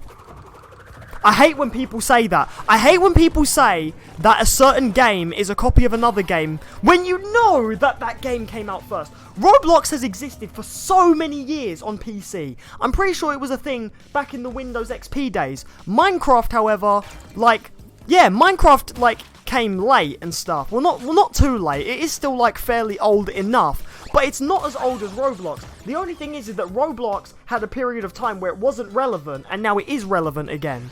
And so, Minecraft, like, whereas Minecraft just, now I think Minecraft is basically sort of dead, in a sense, where it is dead, pretty much. And, yeah, and then you get those kids who are like, ugh, Roblox copied Minecraft. No, if anything, it's kind of the other way around, kid.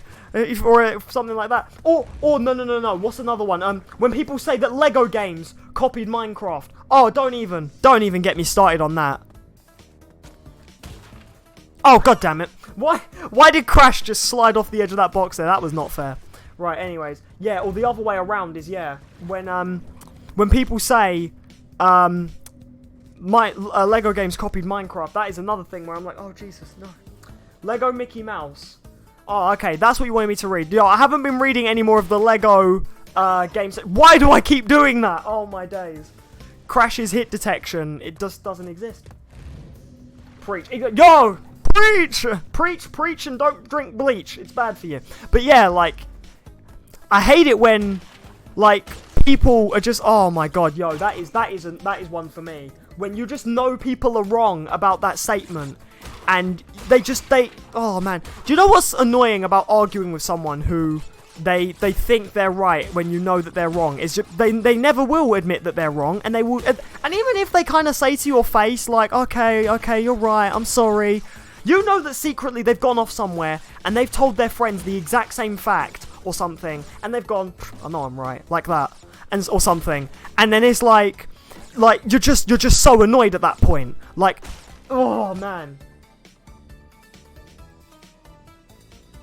No, I don't think that Lego game would be good, and also, no, ahem. If you're just gonna write annoying comments again, I will do what I did last time. So, don't start being annoying again in the chat. It's what happened last time, which is why we didn't get on. Oh, when a person is trying to play the game and they're so bad, and they start moving the controller to move the character, and I'm like, no, move the sticks on the controller. That was it. Oh my god. Do you know what? I watched a video on that. Today. There's this video. It's made by a channel called PlayStation Access. It's called Top 7 Things We Do in Games That will Help the Gameplay or something. Or Top 7 Things We Do in Games That Aren't Gonna Help. Or something like that. And it's like, yeah... How come we do this thing? Well, I'm not gonna lie. I don't do it with games with a character, but I do it in racing games. Why is it that we always think in a racing game, when we're pulling off that really sharp drift, we tilt the controller, thinking that it's gonna make a difference, when we know for a fact motion controls aren't in the game, or motion controls are switched off? We know for a fact that tilting the controller isn't gonna do anything, and yet we still do that. Sometimes we do it by habit. But yo, no, I agree though. When someone else, like for example, if I have like one of my kid relatives, or even if I just get like someone who's older than me, who you think they would know better about the game, but they don't, and they start tilting the controller like, how do I make it go? And you're like, oh my god, no, why? No, put it away, stop, no, don't do it, and then like, oh my god, that is another one. Yo, I'm liking this. Yeah, come up with some more, guys, this is great. Something other than Lego, please. But yeah, let me think of another one. So yeah, like, for me it's when someone gets an in-game currency wrong. Like, for example, like I said earlier, like, okay, I'm not too triggered because I have heard people call the Wumpa fruit apples, although I think they look more like mangoes, because I just honestly think they look more like mangoes than apples, so I don't know where the apple thing comes from. What's with the ahem thing? Did I miss something? Basically, whenever Peter gets annoyed at me for not reading his comment because he seems to forget I'm playing a game and I need to look at the screen where I'm playing the game, but I will read his comment eventually, he writes ahem to me in the chat and it's getting annoying. But yeah, that's what you missed. What are you playing on? Right now I'm playing on PS4. I'm playing this game on PS4 because that's what it first came out in, by the way. It was first ported to PS4. Well, the Nsane Trilogy first came out on PS4 and then got ported everywhere else. Yeah, that's where the ahem thing comes from. It comes from people trying to annoy me. No, Stephen, in all actuality, like, no, it's fine, it's fine. But for me, no, it led to me thinking of that question. How about Lego Winnie the Pooh? Oh my goodness, the Lego question just never ends. No, guys, come on, answer my question about annoyances when... things that people get wrong in games that you know they're wrong, but they think that they're right. Come on. Or something like that. Or just little, like, errors people make with games that annoy you. Like, I want to hear that. Do you have a Switch? I indeed do have a Switch, and if you'd like to add me on Switch, I'm sure someone either has my friend code memorized, or if you join my Discord server, which is in the description below. In fact, I should have mentioned that to all my new subs who joined. Please join the Discord server. It's in the description below as well as all my other socials. Don't forget to follow me on them. Yeah. How about Lego? Actually, that exists, and it's called Lego Duplo. So yeah, you know, the bigger Lego, the fatter Legos that exist, the really big chunky ones. Yo, JC, you should do like a question a week or something, but related to gaming. I don't know if I could do question a week, because where I stream and I have so many things to ask and talk about, yeah. How about Lego Roblox? People already accuse Roblox of being a Lego copy, and again, I already said how that annoys me, pretty much. Oh, damn it, I drowned. There we go. I would do question of the week, but, I don't know, it's more like question of the stream. Lego is the best. No, again, that exists. That's called Lego Duplo. It's the... oh, man, who remembers Lego Technic? That was cool. The actual, like, technological Lego, and, like, it lit up and it had wiring and stuff that you could do. That was quite cool. Lego Peppa Pig. My days, this is the question that'll never die. But, yeah, no, back to my, things that people get wrong in games that, can get to me sometimes.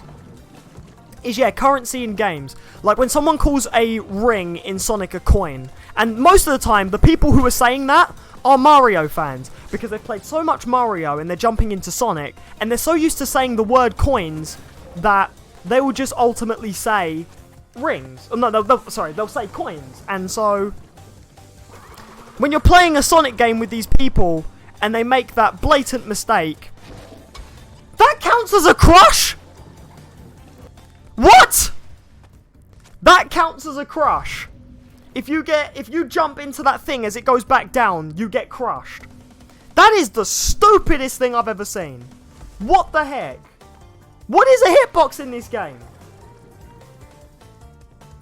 Whoever edits a funny moment of Crash 3 or 2, or, well, just actually, or any of the Crashes. I know I still need to upload the funny moments of Crash 1. Yeah, it's all my fault. No, Steven, it's not your fault. If anything, it's more of the fault of someone I knew in the past who, yeah, again, like, they were a Mario fan, and because I hit the pins on that enemy, I got deflated. Right, oh my days, this is a pretty annoying death route, not gonna lie. Hey, man's here. Always got to start off with that, cool pro. Good to see you. As always, my dude. How you doing? But yeah, oh my days, like... No, I played... Because here's the thing, I played, You don't like Mario? No, I love Mario! What are you on about? I love Mario! Mario was the first game... Now, again, like I said, I separate the two. I have the first game I played and the first game I owned. Mario was the first game I owned, so I love Mario. I just love Mario and Sonic equally, so... Yeah, but no, one of my cousins, he's a massive Mario fan. I'm a Mario and Sonic fan, so I never got the two confused. Because of that, basically, whenever I used to play Sonic with my cousin, like Sonic the Hedgehog 3, he'd be like, "Oh, I didn't know Sonic dies if you have 0 coins."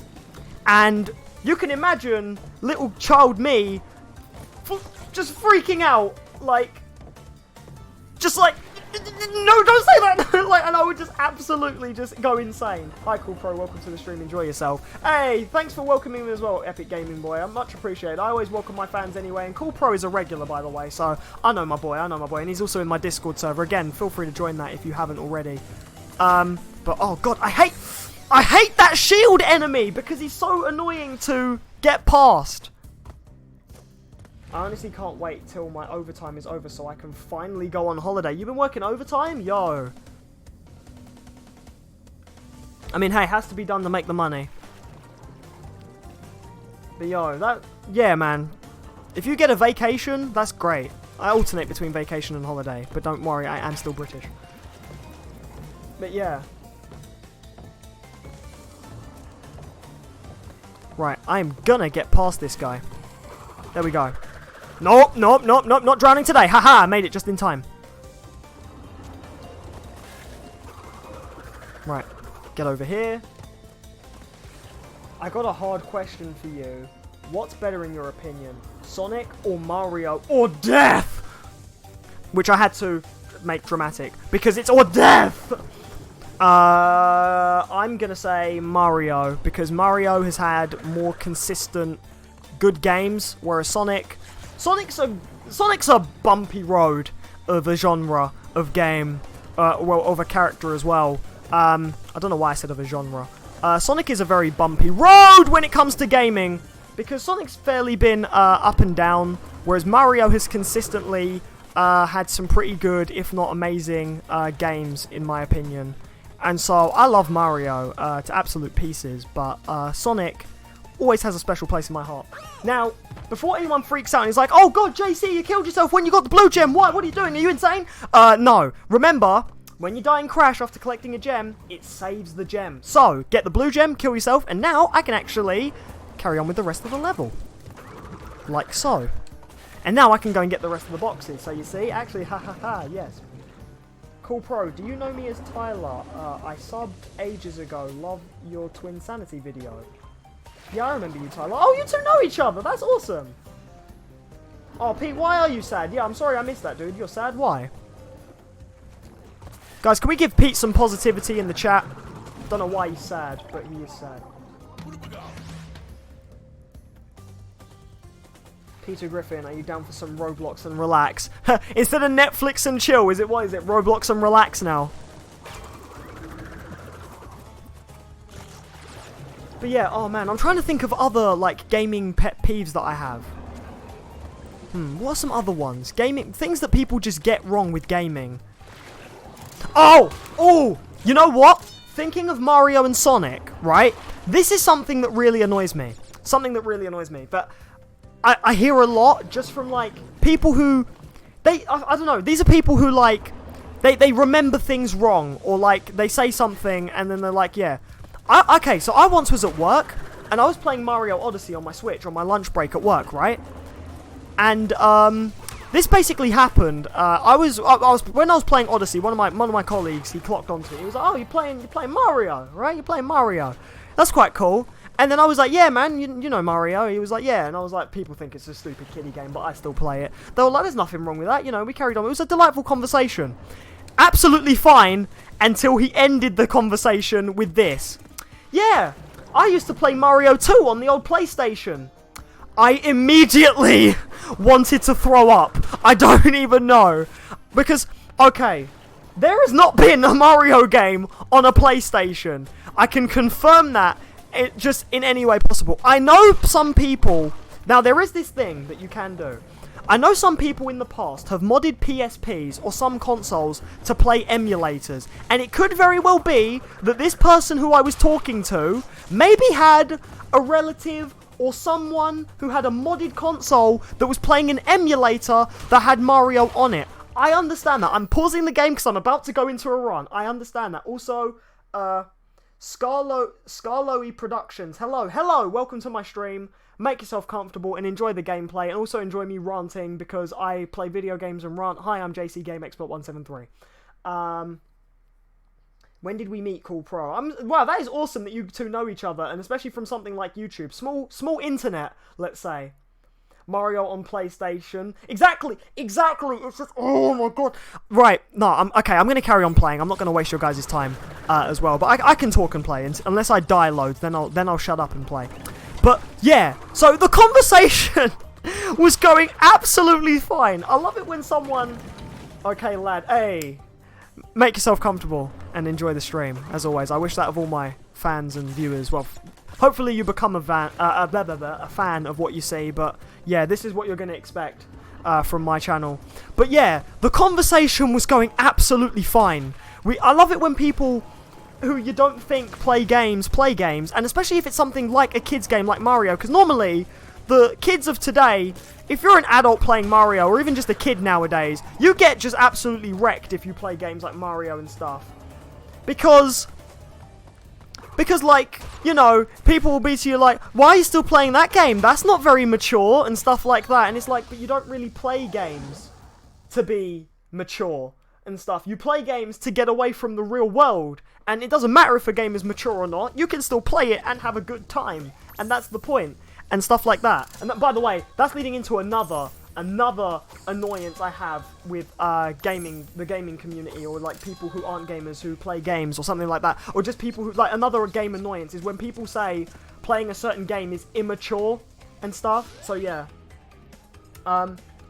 I get it if it was through modded emulation, otherwise it just doesn't make any sense whatsoever. Exactly, it doesn't.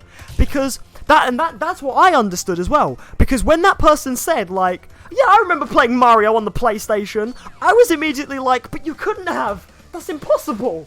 Absolutely impossible.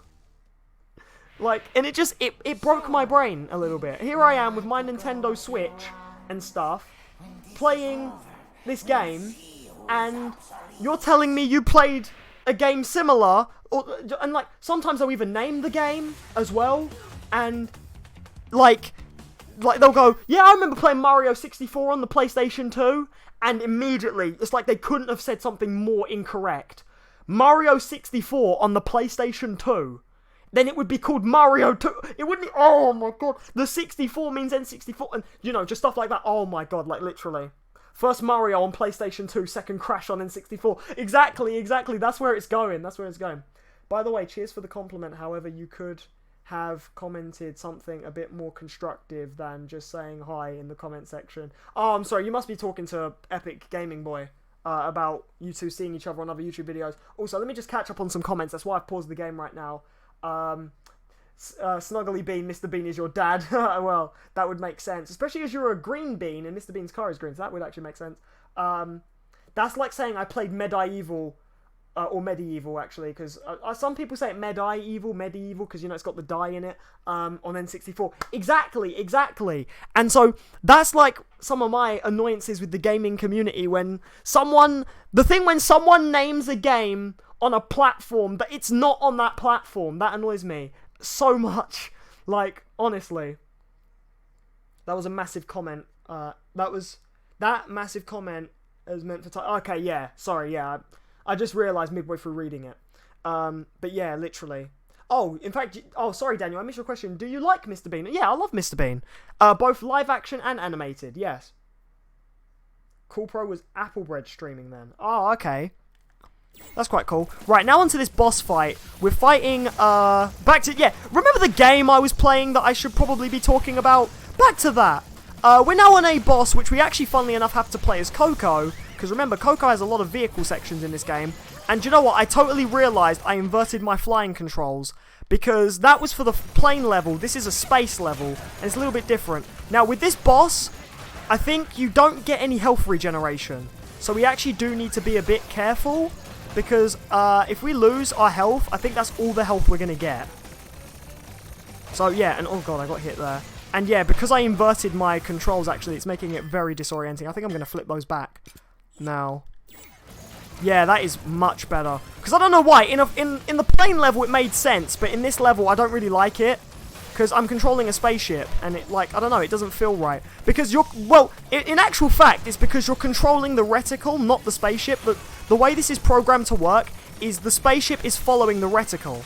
Not the reticle following the spaceship. So actually, yeah, you're aiming the reticle and not the spaceship. But yeah, remember that this game that I was playing that we should be talking about rather than other random stuff? Yeah, so this is the engine boss fight. You remember Engine from Crash Bandicoot 2. If you haven't seen my playthrough of Crash Bandicoot 2, please go and watch that. It is available as a playlist, and as you know, I made it a separate playlist. In case you just want to watch Crash Bandicoot 2 and 1 separately, I made them separate playlists so that you can enjoy those. But anyway, back to what I was saying. Yeah, and then all you're doing is shooting his missiles, which really are not that hard to shoot. I've only been skimmed by a few. If anything, it's his move where he shoots you with the Gatling gun sort of wrist missile launcher things. That's what really gets you. But aside from that, not too difficult of a boss. And then when you think it's over, you actually enter phase 2. Don't worry, Random Boy, I will get to your comment. And yes, Stephen, I will get to your comment as well. I apologise, but again, let's just be a little bit patient and remember I've got a game to play. Right, now we're on phase 2 of the boss. I'll catch up with the comments, actually, in fact, after I do this boss. Now we get this amazing ship where we team up with the tiger. Our faithful tiger companions come through with a lovely ship. And now we're on phase 2 of this boss fight where it's basically Power Rangers, pretty much. Coco Power Rangers! Yeah, like, pretty much. And so, yeah. Again, I'm sorry if I miss comments sometimes, but let's not forget I have a game to play and talk about, and I wouldn't be much of a game expert if I didn't explain how you play and beat the game. But I will get to some of these comments in just a sec.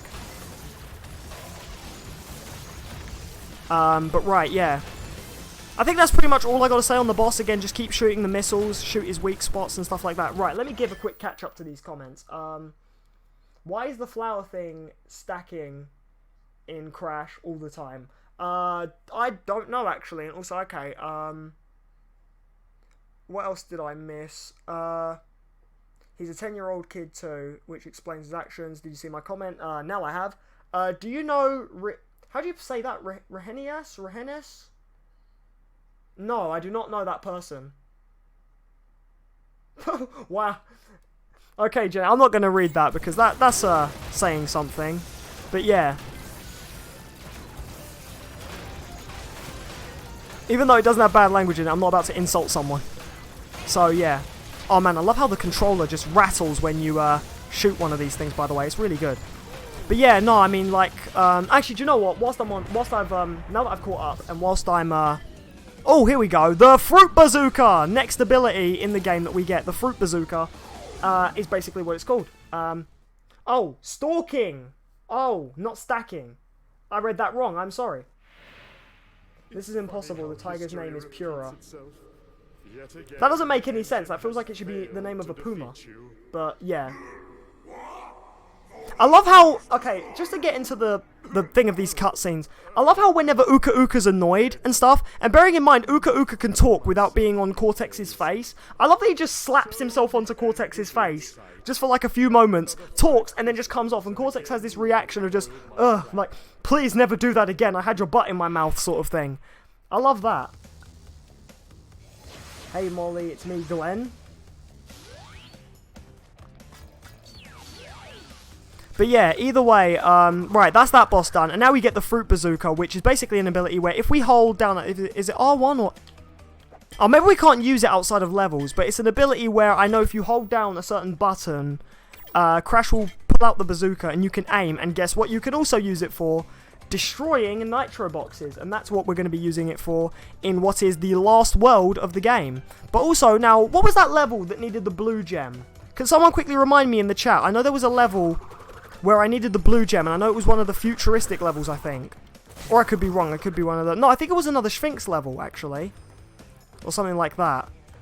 So, yeah, But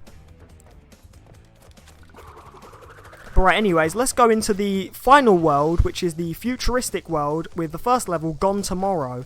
And if this keeps up, we could actually beat Crash, but not 100% complete, because Crash 3, actually, like Crash 2, has 2 endings. Everybody tell me about what your favourite classic old game is. Well, classic and old, basically the same thing. Nsane. Do they have Chick Flicker in the UK? Oh no, Chick Filler in the UK. I thought you said Chick Flicker. Like, do they have chick flicks in the UK? Do they have, you know, romantic comedies in the UK? Right, what's the... Oh, it's L2. Okay, yeah, so that makes sense why you can't use it in the hub world. Because in the hub world, L2 is how you save. What do you think of that meme as Peter Griffin as Cuphead? I did laugh at it in the Discord. I thought it was actually pretty funny. Also, yes, Manaconda, why you're here? While you're here. Why? About to watch the Meg, so bye. Why? Yeah, but we have a question. Why the weather forecast in the Discord chat? Because they're really confusing. See you in an hour if the stream is still up. Okay. I don't know, I could keep going until the final boss, actually. But when you beat the final boss, again, Crash 2, much like Crash 3, has 2 endings, actually. But this is where the game sort of actually says to you, actually, one of the endings is the bad ending. Whereas Crash 2, it was more like you had an inconclusive ending. So like a to be continued ending. And then the other ending is the more conclusive ending, which also pokes fun at Cortex and stuff. Mine has to be the good old Donkey Kong. Yo, now weird, that's a classic, Steven. I like that. Yes, Donkey Kong is a good classic game, and if it wasn't for that, we wouldn't have our Jumpman Mario, who exists in all platformers since that day. So, yo, good pick, good pick. And a very good question as well. Anyone remember Shrek Super Slam? I remember that game on the PS2. Yeah, I remember that game. So favourite classic game. Have you played Cuphead? Nice cut, game expert. Well, but hey Dan, how you doing? It's good to see you out on the stream, dude.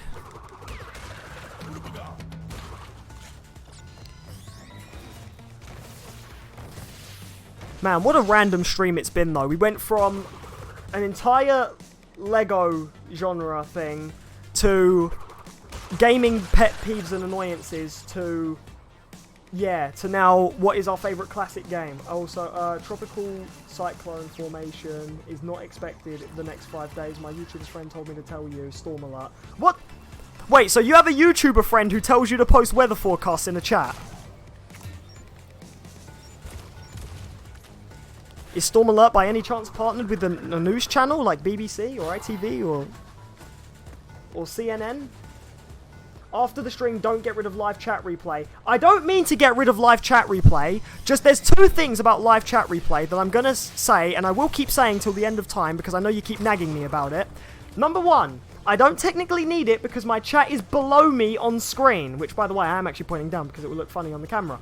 And number two, when I do the streams, right, people may know I have a starting soon screen for when I'm like, sending links everywhere and about to start the stream and stuff because, I don't exactly have an army of bots that can tell Facebook, Discord and Twitter and Instagram when I'm streaming. So when I'm about to stream, I put the starting soon screen on and I'm manually sending links everywhere by myself, by the way, because, I don't have an assistant either. Although it's fine anyway. Working on the channel on my own gives me more pride on working on the channel because I can say I did it all myself, except for like when I do a collab, obviously I always credit who I'm working with and stuff like that. But when I do a stream, I have the starting soon screen and the starting soon screen where I play music is where I'm basically posting all the links and stuff to basically say to people, hey, I'm streaming, don't forget to join me and stuff like that. And the thing about when the stream goes up as a video is I don't want the first 10 minutes of the video of my stream to be that pesky starting soon screen, because that just takes up time. That's the first 10 minutes of the video. Like, because for example, sometimes as well, when I have the starting soon screen on, I'm making myself a drink, because, gotta stay hydrated when you're talking for an hour, 52 minutes.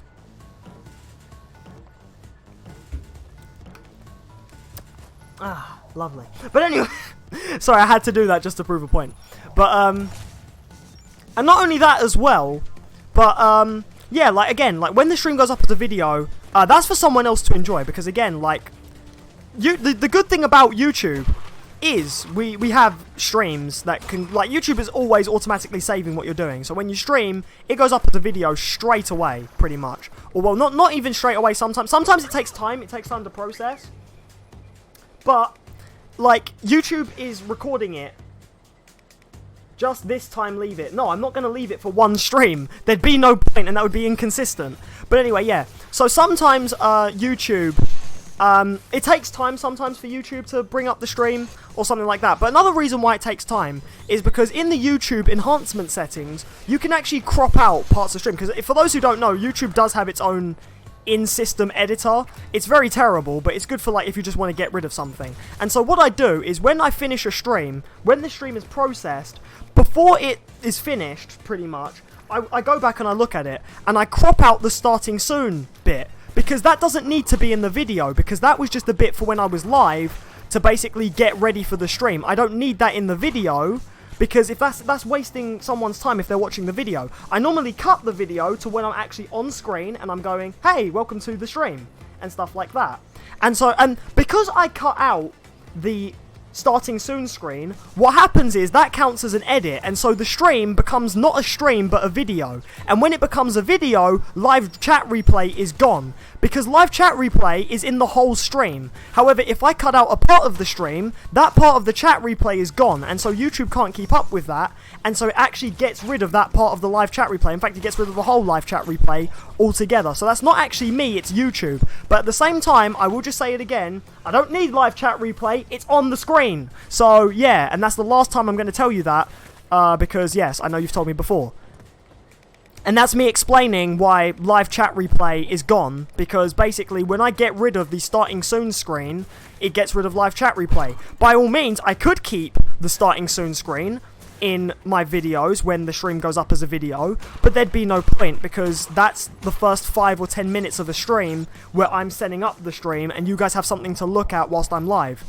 Because YouTube kind of doesn't let you post the link of when you're live until you've actually gone live. So until I've gone live, I can't actually, like, tell anyone I've gone live. So I have to go live, put it on the starting soon screen, mute my microphone, play music, send links everywhere, and then start the stream properly. But at the same time, I get myself a drink or anything else.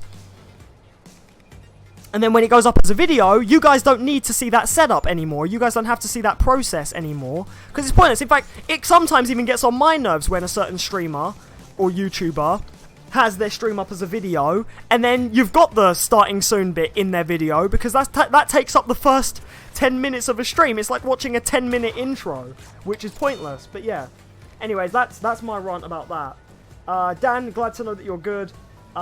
You can shoot in this game as well. Yes, you can shoot in this game. Again, we got the fruit bazooka by beating the last boss, which is Engine, and that's an ability where, yes, you can shoot nitro boxes, you can shoot anything. Basically, you can just hit all boxes from afar. Like, look at how far it aims and stuff like that. You can hit that and then get these, and it's really, really cool. So yeah, there is that. Yeah, Mario guy, sorry about that. Hey man, how you doing? Do you know Ashley Mona from WarioWare? I've heard of Ashley from WarioWare, and isn't she also an assist trophy in Smash? Hi Mario Guy, enjoy yourself. Hey, thanks Epic Gaming once again, but as always, yeah, I will say the same thing. Mario Guy, welcome to the stream, making yourself a regular as always. Great seeing you again. Make yourself comfortable and enjoy the stream. It has been certainly a random stream with loads of random questions, but there we go. Why did you backtrack? I keep thinking I'm missing a steel crate to get this crate up, because basically there's this box up here, and I can't get it, but am I meant to come back to this level and get it? Because I actually don't know. Right. But yeah, the fruit bazooka basically makes this game a lot easier. It does halt your progression, so if you're someone who's trying to like blitz through Crash, you don't use the fruit bazooka basically, because you are stopping just to go pew.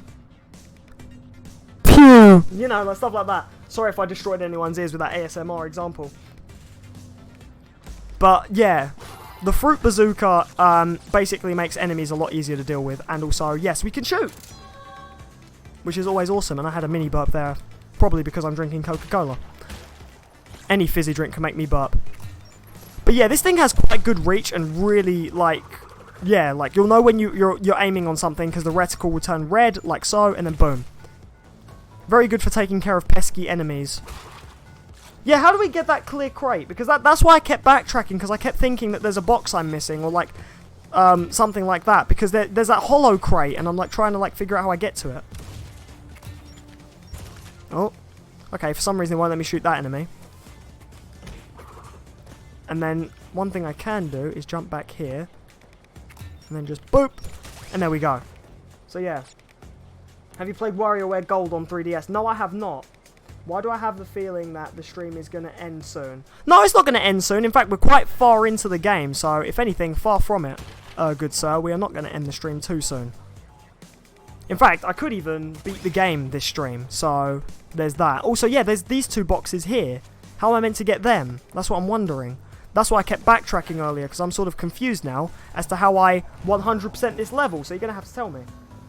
I wish I could have some Coke. Oh, man. I've got some right now. It is lovely. Lovely and refreshing. Again, yeah, I always have a drink when I stream, because, you know, that talking for this long is dehydrating. When I used to record, it never was that issue, pretty much. Although, hey, even if you are going to record, really, make yourself a drink, because, you know, you are going to be talking for a long time. Unless you're doing non-commentary recordings, then I wouldn't really worry too much.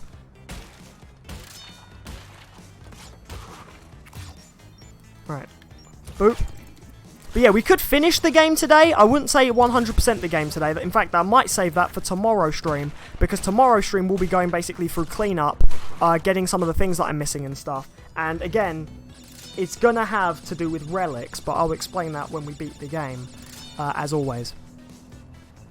It's gonna have to do with relics and secret levels. Stuff that we can't access just yet. What's your favourite female Nintendo character? Good question. Let me think about that. Actually, yeah, I don't think that's a question I've ever even thought about in itself, really. Favourite female Nintendo character? I don't really... Okay, like, although she's the damsel in distress in every Mario game, I think Peach is, you know, she could be more competent.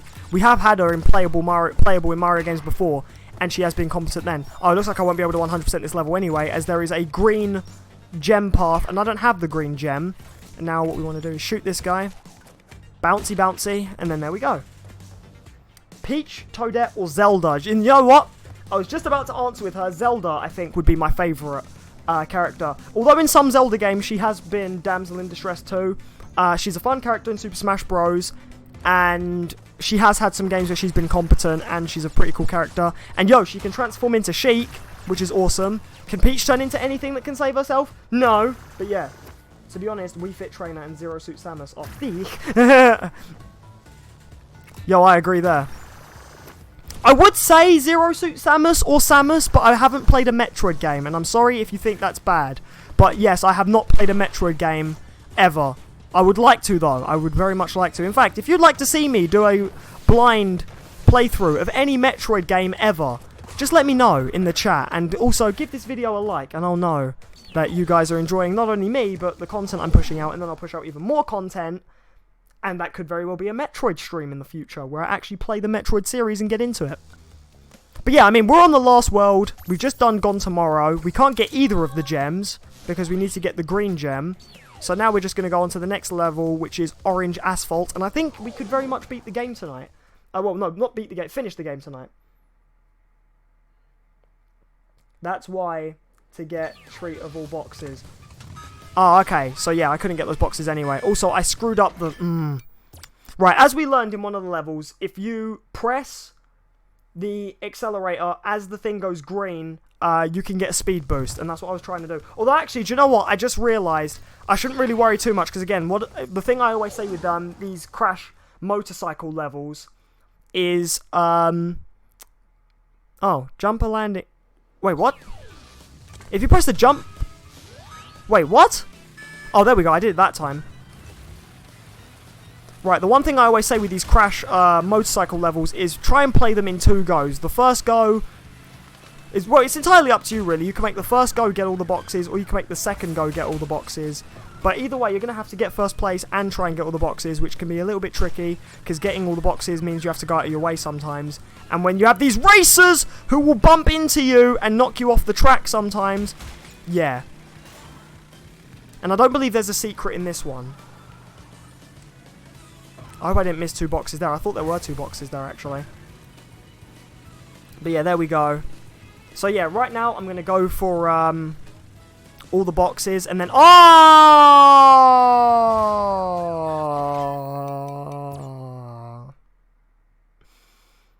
Let's try that again. Again, you can't die and then get sent back far enough. Basically what happens is if you miss something, Aku Aku does a bit of a Lakitu, where he'll just bring you back into the race, but he won't bring you back to where you screwed up. Woohoo, who's looking forward to August 25th? I can't wait. Wait, what's happening on August 25th? What's happening on August 25th? I've actually completely forgotten. Zero Suit Samus is my wife. My favourite Crash Bandicoot character. But yeah, so I'm going to do the boxes run, then I'm going to do the first place run.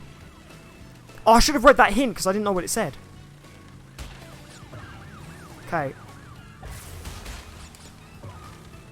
But yeah, always do these levels in 2 runs. Right. Anyways, so we're just going to swerve in and out here. Do a sharp turn. In fact, you know what? No. I'm going to brake, actually. The sharp turns in this are really annoying. No, there were no boxes there. Okay. I'm not going to hit that boost pad. I don't really need to. Right, we're just going to get all the boxes.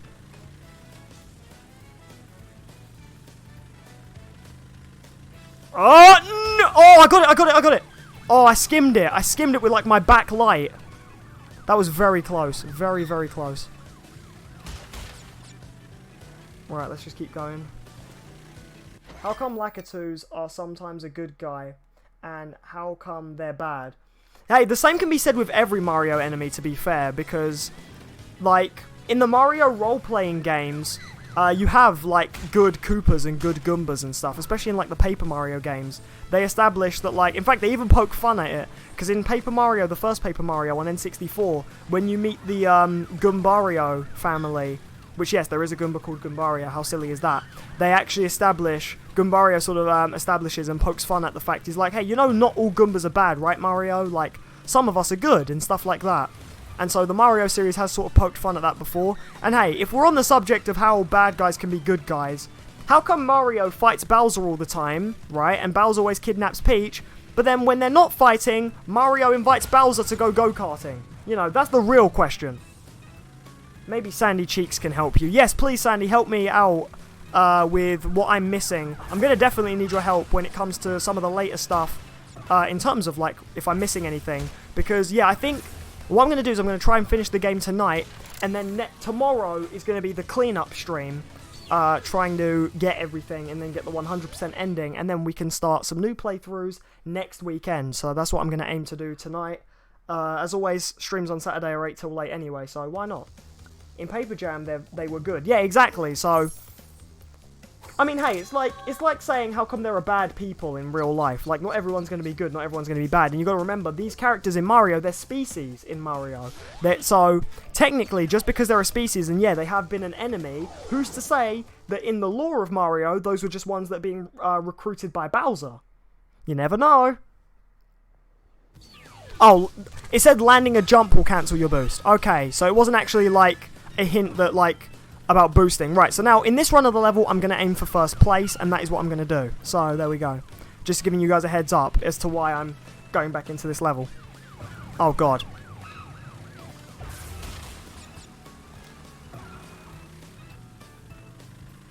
But right, there we go. Watch out for these police cars here. They will bump you, and that causes you to lose a little bit of speed.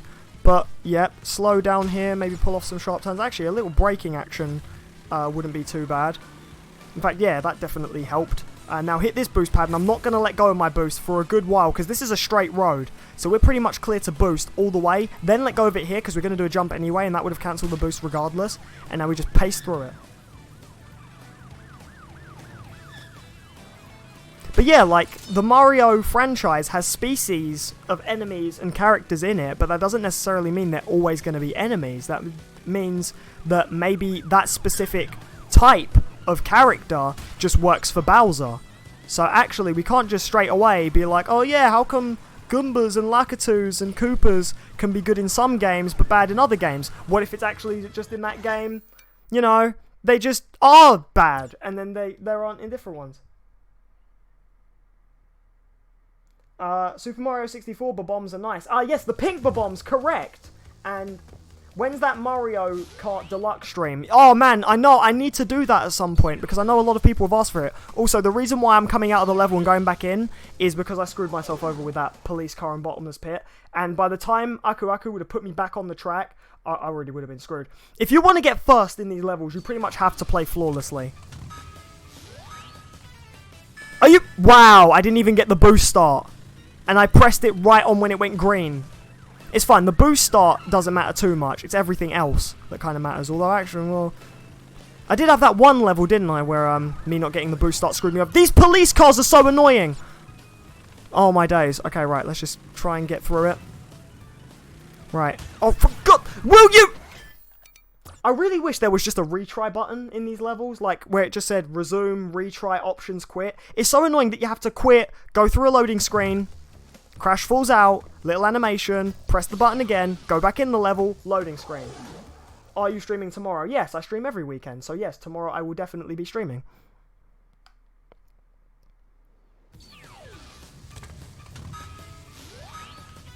There we go, that's how you get the boost. Now, if I can just not get screwed over by any sort of collisions, that would be lovely. But yeah, I think the jumps do give you a little burst of speed, but not too much. But right, I was doing fine until literally, what was it? I think that was like one of the... the stupid racers! Yeah, it was just that one point where there was a police car and I was basically... I couldn't get around it for a start, and so I had to basically make the penultimate sacrifice of, do I get hit by the car and look like an idiot and slow down, or fall in the pit and slow down? And ultimately my brain picked the pit, which was stupid, but I had no other choice. Anyways, right, we're in 4th, so we're doing okay. All that police car, I hate these police cars, so annoying. Then there's the boost pad here, which, really? That was the most pointless boost pad. I hate it when you get a boost pad and one of the enemies swerves into you. Like that! Stop pushing me off the road! Oh, this stupid thing. Oh, man. Okay, now we're going to drift, and then I think I'm going to brake a little bit, because that was quite a sharp drift, and these levels are getting a lot tougher to do. Right, we're 3rd now, and I feel like we're definitely hitting the last stretch of road when it comes to this. I'm not going to take that jump, because there is a boost pad right behind it, and then that gives me a little bit of boost. No! Are you serious? He stopped me from getting the boost pad!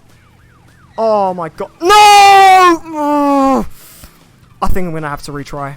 I think a retry is going to be necessary. Not only did that racer screw me over, but the police car screwed me over too. Unless, if I hold this boost, if I keep this line, do the jumps. What? How? I didn't even know you could go between those. Normally, in the older games, if you went between them, the game would just count as you going over them. What the heck? I actually had a chance at redemption, and I lost it. Can you see my message? Message? Wait, or is this in the chat? Oh, what, about the 25th of August? Yeah, that's what I said. I was like, what's going on the 25th of August? Oh my days, I can't believe I screwed up the game giving me a chance to redeem myself. IKEA and IKEA. And by the way, do you know the shop B&M, Lindy's and Aldi? Yes, I do. Yeah, in fact, where I live, there's a B&M. Actually, yeah. I've just seen your comment. You're welcome, Peter. Again, I will read your comment eventually. But anyways, yes. Right, I managed to pull off a pretty nice boost there. In fact, I'm still holding it. Oh, that cop car skimmed me, but it's fine. Also, I think if you boost and you hit those, like, signpost things, I think it actually, like... I think you just break through them, no problem. But, oh my days, I can't believe the game actually gave me a chance to redeem myself, and I screwed it up because my old game brain was like, going between those should mean I actually hit the ramp. But no, they actually made the physics better in this game, at the same time more realistic. So if I go between the ramp, no, I actually am in fact going between the ramp and falling in the cliff and dying. Right, so it's here. Oh, never mind, I missed the boost, but it's fine, because this guy's going to cut me off in a sec. I know he is. Not unless I pass him, like so. Right, want to avoid this cop car here. Double jumps. I'm just going to tap the brakes here sometimes. Oh, I had to go off-road there, but it's fine. The off-road doesn't slow you down too much. Right, I know I'm going to... Oh, no. Don't go on this ramp. Boost it. Boost it. Let go of my boost. Right, this is where I'm coming up to the bit where I screwed up. Watch out for that cop car. There we go, I'm in 1st place. Now I just need to remember to actually hit all the ramps, and I'll be fine. Take this boost here. Don't even worry about that jump. That jump is only for a box. And then we're going to have boost, jump. And so now... actually hit the ramp. Jump. Boost jump. And then 1st place. And there's the crystal. Mario 64 pink bombs are nice. Yeah, exactly. That's what I mean. So there's certain species of enemies in Mario that are nice. And Gaming Boy, please don't carry on this trend of look at my comment. I will look at comments. Guys, if you're this impatient now, imagine when there's literally so many people in the chat that I'm even going to have slow chat enabled just to read comments. Sweet Jesus. Right, anyways, Flaming Passion, which totally does not sound like an innuendo at all. Just, it does not sound weird at all. Also, I probably should have... Wait a minute. This kind of bothers me now. I didn't read the hint screen. Because sometimes in certain levels, the hint screen will tell you if there's a death route. And if I miss the hint screen because I'm glancing over at the chat, I'm kind of like, oh crap, I missed something. And then I want to go back. Right, so 23. Jump in. Let me just hydrate. Aha, see, so I would have missed that there's a death route. What the hell is William Hill? Beats me. Actually, I don't know that either. Oh, god damn it. I literally landed right into that guy. Do you know what? I should have used a fruit bazooka. Okay, right, let's go. Right, fruit bazooka, and I'm just going to shoot you. The fruit bazooka, literally, at this point, like, you shouldn't worry too much about getting hit by any enemies. In fact, you remember these guys who were giving us trouble before? Now, if we... Wait for it. Shoot him. He'll actually go back in fear and cower behind his windows. And so there we go. And now they won't be a problem either. So Fruit Bazooka makes things a lot easier. And wait a minute, I just realised. When that enemy knifed me, I died, meaning I lost the death route. And you actually do have to fully restart the level if you want the death route. So actually, yeah, I'm going to have to restart anyway. Do you know Fake Crash? I do know Fake Crash. Fake Crash is a character... inspired of a plush that they made, plushie, whatever you call it. Basically, it's like a teddy that they made of Crash in Japan. And the thing in Japan is they kind of over-exaggerated Crash's design in Japan. In Japan, with a lot of furry characters, they over-exaggerate the design by giving them massive black eyebrows and, like, sometimes goofy teeth. Although in Ratchet & Clank's case, it was just the massive black eyebrows.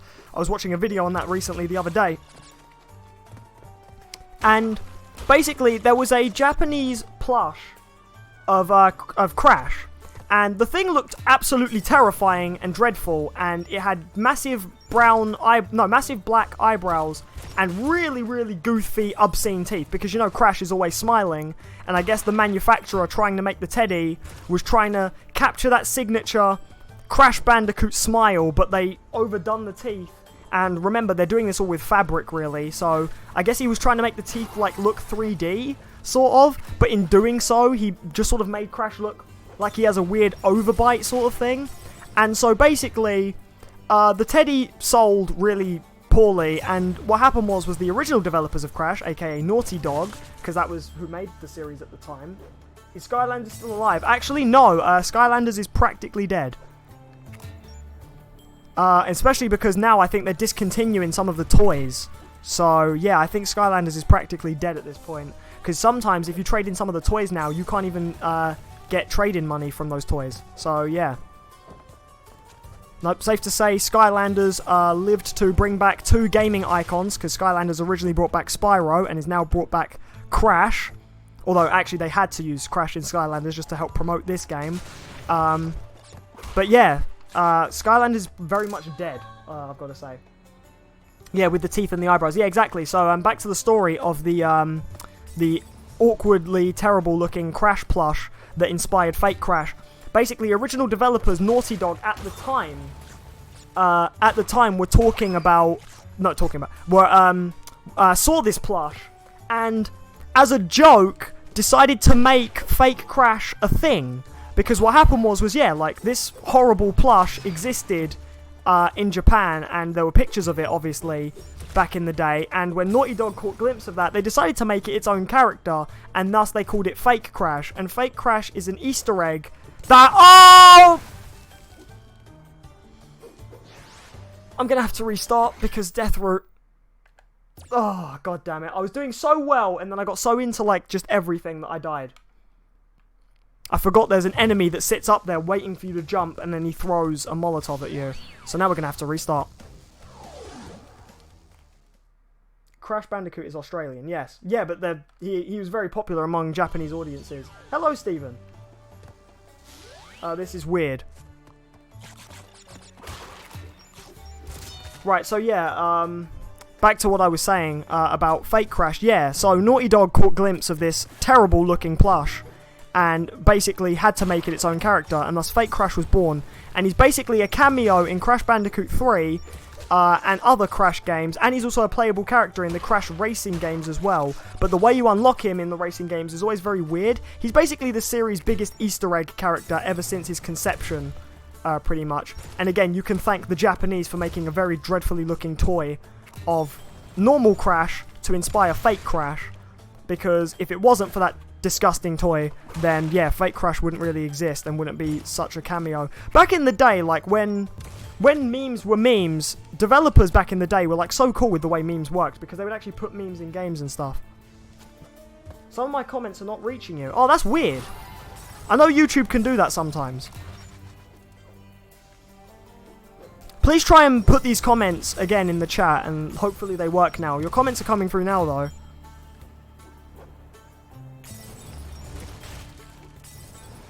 Right. There we go. I've really got to not die. Did you see Skylanders Netflix series where Crash speaks? No, I have not. That's very weird. Crash can talk? In Crash 2, they had a 2-minute video only in Japanese. Oh, he's in Crash 2.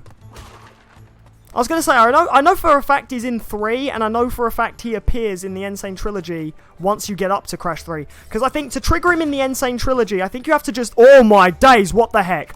I was holding L2 and moving the analog stick so that I could aim at this window, and Crash just started running, and he almost ran off the edge, and I mashed the jump button and saved myself, because otherwise I would have just walked off the ledge and had to restart. Right, stay well away from that. I don't even want to risk the game's hit detection saying that I got hit by that explosion. Right, now I'm not going to jump here because there could very well be a guy on that window. And yeah.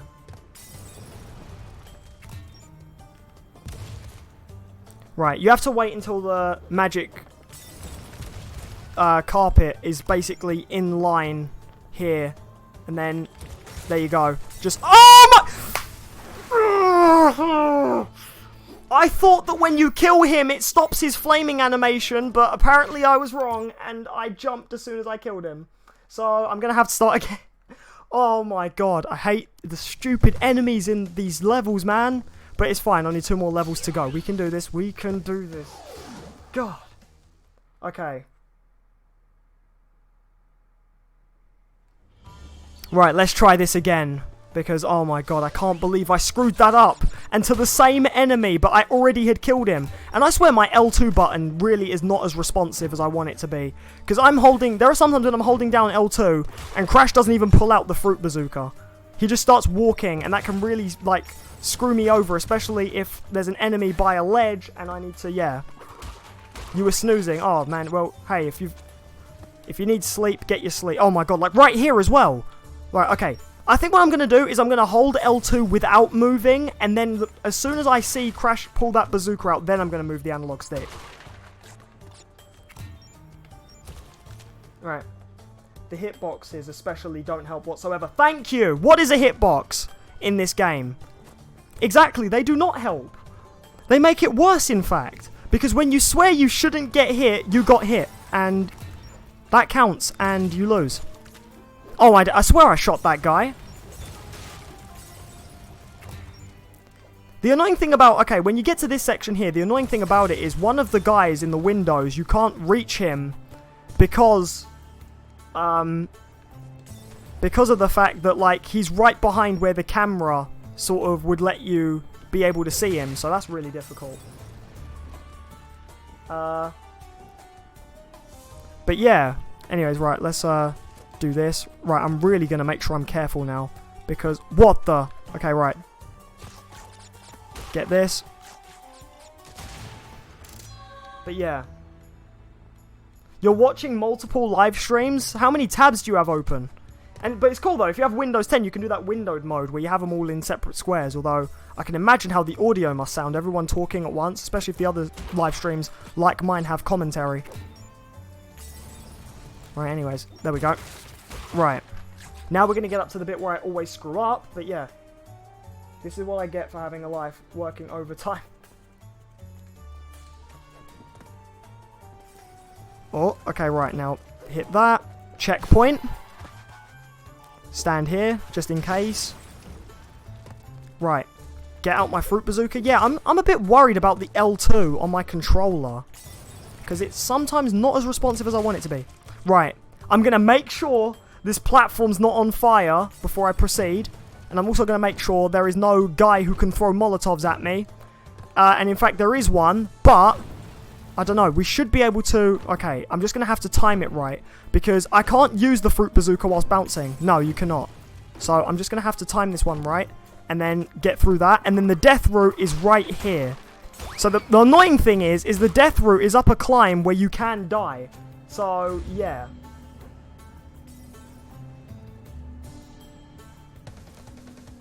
Yeah, the death route is before a climbing section where you indeed can die. And don't forget, you can die on the death route like that. Oh, yes, people work Sundays too. Yep, people do work Sundays. Think about all those jobs where, like, you know, you go into restaurants and stuff. Those waiters are technically working and it's a Sunday.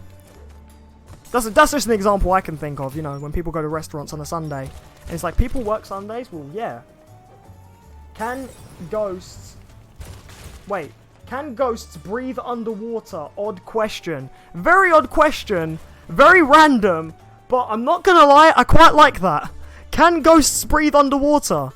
I don't know, actually, although, and guess what, I just realised, actually, if you double jump there, you can just skip that second Molotov guy, and by the way, that's what I'm calling them, the Molotov guys, because that's basically what they're throwing. They're throwing little beakers that burst into flames, pretty much. Okay, now we're going to get into here, where we're going to have a sword thrower. Do you know what this reminds me of? This reminds me of the guy who shoots in Crash Bandicoot 2, and yeah. Oh, in fact, you know what, I'm going to use the fruit bazooka, because bouncing on this is just... annoying. Right, okay, right. Aim, fire. Right, aim, oh. Just keep waiting, eventually it will be in time. And now shoot. He didn't throw a Molotov, which is good. And then bounce. And then on my second bounce, I'm going to double jump, and then that saves me. I wonder if there's a closer checkpoint. I don't know, I kind of don't want to risk it, though, because let's say if... the checkpoint, for example, yeah, is over there. There's a bottomless pit there. So if I die, I lose the death route. Again, dying on the death route doesn't count. But any time before the death route or after the death route does. Ha! Tornado spin! Gotcha. Now, I wonder, actually, if I can shoot that checkpoint box. But I think this is one of those levels where you have to do the death route in 2 runs. I think. Because one will get you the gem and the exit, and the other one... I won't actually see if I can hit that. Oh, I can, but it doesn't count. Oh, that would be insanely cool if it did count.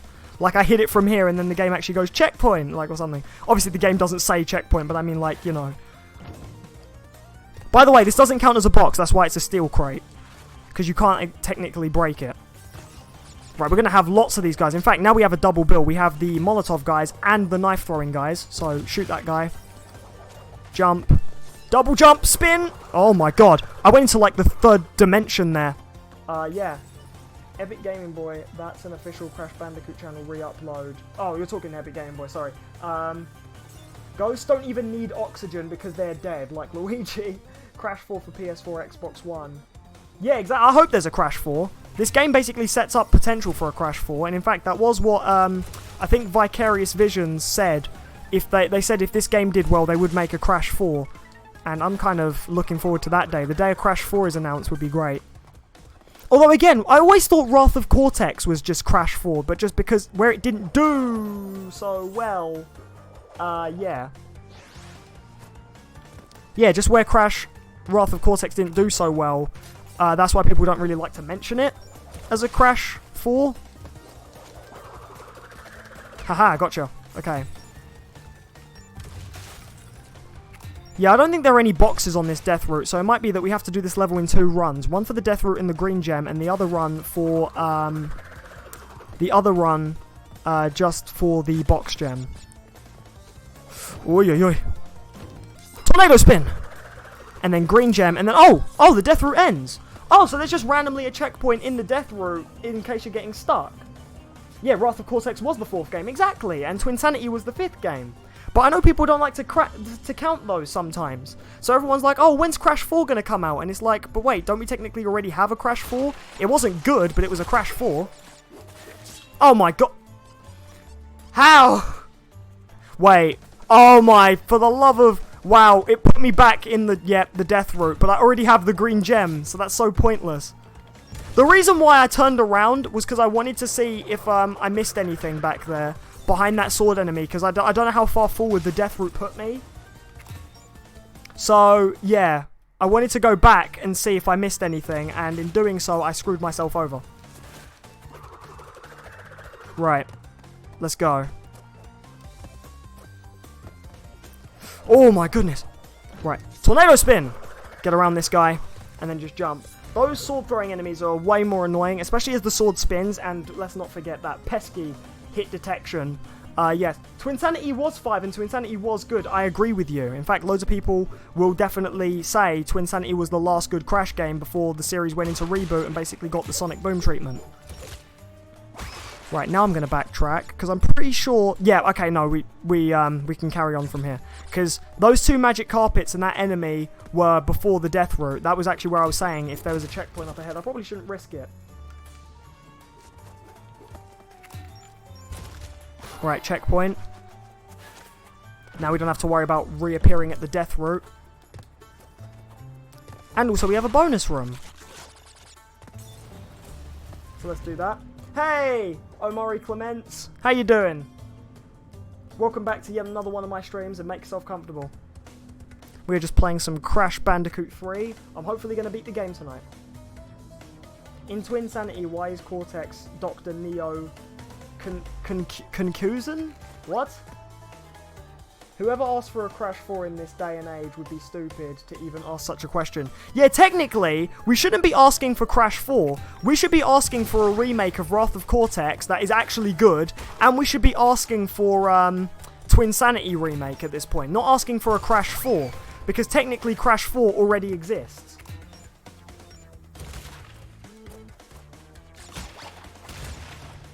Right, there are these boxes up here, and there are these bouncing boxes. But, to be honest, you can just shoot these boxes with your fruit bazooka. You don't actually need to bounce on them to get them. There's literally no point, really. Oh, God. Come on. There we go. Wait, that is all of them. Okay. And then don't forget, with your fruit bazooka, you can deal with nitro boxes. So do not forget that. If you're still, like, paranoid, like, oh, man, if I hit that nitro, I'm going to die. No, you're not. You have the fruit bazooka. Use it to your advantage, and you can get rid of these boxes. Yeah, Twinsanity was such an awesome game. I love how it was more open as well. Definitely Naughty Dog using... Actually, well, it wasn't even Naughty Dog at that point. I think it was, Oh, who is it? It was either called Tarsia or Traveller's Tales. No, I don't think it would be Traveller's Tales. I think it was Tarsia. Or something. They definitely, used a bit more of the open sort of gameplay that Jak and Daxter introduced. Because remember, Jak and Daxter 1 was basically like a Crash... game, but more open. And I am missing a box, apparently, and that is really annoying.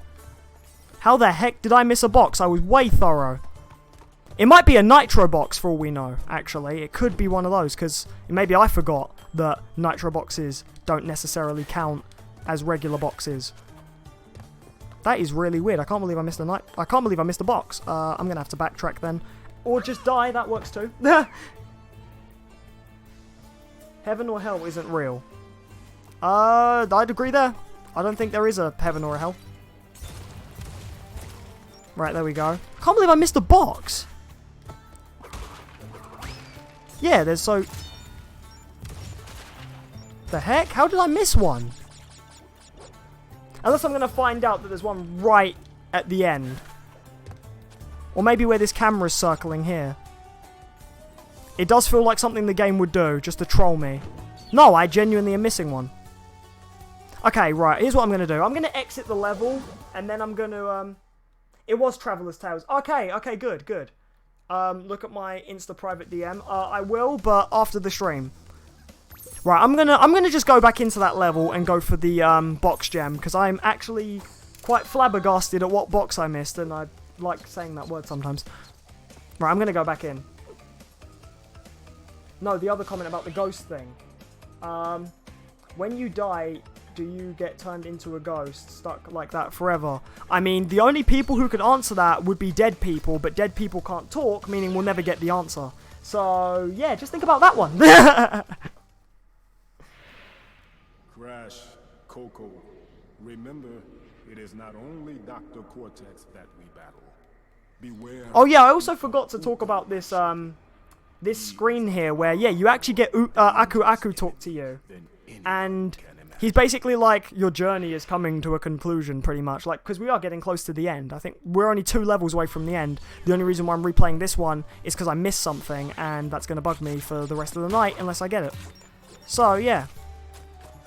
And I don't really do off-screen stuff with my streams anymore. The only time I made the exception to do something off-screen for a stream was when I basically said that I needed way more extra lives because I kept dying a lot in Crash 2 to the stupid B levels, and so I just off-screen got 99 lives to help me with that. Although with Crash 3, I haven't really had too many problems with dying, so actually that's not too bad. Twinsanity needs a remix. Well, basically a remaster is what you mean, and yes, it does. It does. I would like it if they made a good Wrath of Cortex and a good Twinsanity and labelled that 3 and 4. That would be really, really good.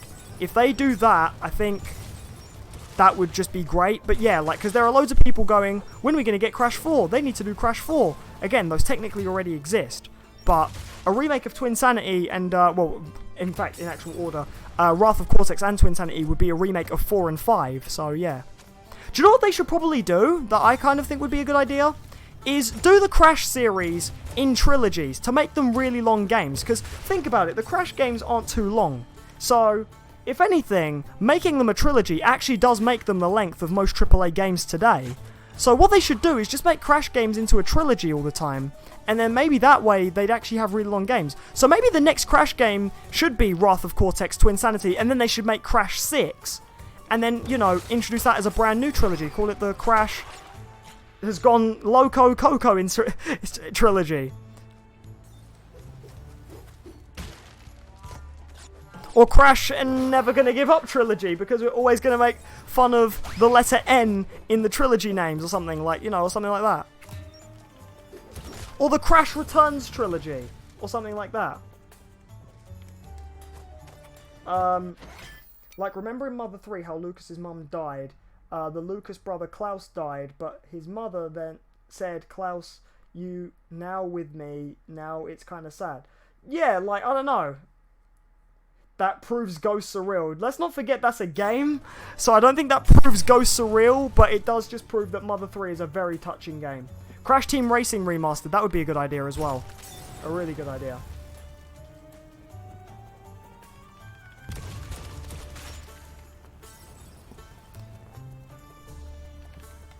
But yeah, like, I think they should instead work towards, yeah, like another... Oh, I think that's the box I was missing. Yeah, this box. Yeah, I think for another, like, Crash series of games, I think just do all the games in trilogies and then just do 4, 5, and 6 the next time round. Ghosts are real. Oh boy, we're going to get into one of those chats. Like the... Oh my days, I saw this the other day. I was watching... Have you guys seen them new live videos where the 24/7 Ed and Eddie, the 24/7 Family Guy, the 24/7 American Dad videos and streams and stuff? Have you read their chats? Their chats are so weird.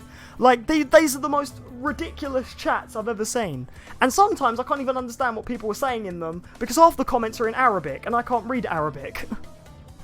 Like, I'm not joking. Go into a 24/7 Family Guy, Ed and Eddie, or, for all we know, there could be a bloody Foster's Home for Imaginary Friends one, and read the chat, and you'll see subjects such as, are ghosts real? Or just someone writing, you know, something like that. The weirdest one I think I found was someone was putting Bible scriptures in the chat. It's like, if I'm watching a 24/7 live stream of Ed and Eddie, what does 1 Corinthians have to do with Ed and Eddie? Like, seriously, I'm not gonna, like, be like, oh yes, I gotta get in my daily dose of Bible reading whilst watching Ed and Eddie. Of course. You know, I'm definitely gonna, like, flick through, you know, just my book, my Bible, whilst watching the 24/7 Family Guy stream. That's just, yeah, that's what I do. Isn't that what you do? Don't you get up in the morning, the first thing you do is load up YouTube, look for that 24/7 Family Guy, American Dad, whatever it's called, channel, and then immediately sit down with a hot cup of coffee and your Bible, ready for someone to put Isaiah 64:7 and tell you to read it or something, and then you're just like, now I'm ready to start my morning. And so, I don't know, like, there's some weird chats. That's what the ghost thing basically reminded me of. Like, the are ghosts real, ghosts are real thing just reminds me of those 24/7 stream chats. Right, anyways, there we go. I figured out what box I was missing. Now I've got the clear gem, and there we go. All done. I should probably save soon as well, because we've done quite a lot, and you should always be wary in case any sort of technical issue happens, like a blackout or just something. I don't save too much in my streams, because in case the stream goes down and I want to redo it, just so that I can get the footage on YouTube, I will. But at the same time, we've done pretty well. We're on the last world. We're very, very good ways into the last world. So I'm going to save, yeah, right now. The stream's still up and running, so I've saved at this point, meaning whatever YouTube has got recorded of me doing this is now there. And now let's jump into our next flying level, Mad Bombers. Where once again, we're going to have to use the plane. Now, one of the things I didn't acknowledge with the plane is you can indeed dodge, but I don't really do that too much. That's my fault, really. And now I think I'm going to invert the flying controls again. Because again, with the plane, I don't know why, I like them inverted. But with the spaceship, it kind of was weird. Like, I'm used to this now. Like, this is fine for me. Now, in this one, instead of taking out Zeppelins or blimps or whatever you want to call them, we're taking out actual other airplanes as well. And so, yeah, now we're going to riddle these planes with our bullets. So, we're going to have enemy planes. We're going to have actual other planes we have to do. And again, as soon as you take down all 5 planes, Crash does his victory animation, and the level is over. So, be sure you're grabbing those boxes first. Do you know the story of Mother 3? It's really depressing. I do know the story of Mother 3. I followed all the mothers. I just haven't really played them too often. But I did follow the story. I watched, like, loads of Let's Plays and stuff. I was sort of like, because when I first played Super Smash Bros. Melee, and most of people's first reactions when they play that game are, who the hell's Ness? Who the hell's Captain Falcon? You know, and stuff like that, and you sort of look up who these characters are and what games they come from and stuff. I looked up Earthbound, and then that led to me looking up Mother 2 and 3. Well, actually, no, Earthbound is Mother 2, because technically there's the first game, which is called Mother, then there's Earthbound Mother 2, and then Mother 3, and stuff like that. Although now, Mother 1 is called Earthbound Beginnings and stuff, so actually they changed the name of that. There are more of these plane guys here. It's fine, I shot them down in time. Only need 2 more boxes. I haven't even lost any health, actually. I'm doing pretty well for myself. Just need to find that one last box. In fact, the 2 boxes I need are health boxes. So, yeah. So long as I start taking out some planes and grabbing health boxes, if I get shot, then I should be fine. Actually, so yeah, I'm going to start taking out some planes. I grabbed a box there. These planes have a lot of health, by the way. Yeah, a lot of health. Like, that one's on fire, but it's still not technically dead. Whereas obviously with the enemy planes, the ones that basically will chase after you, once they're on fire, that counts as them being dead. So like I shoot this one, it goes on fire, I don't have to worry anymore. Shoot that one, it's on fire, don't have to worry anymore, and stuff like that.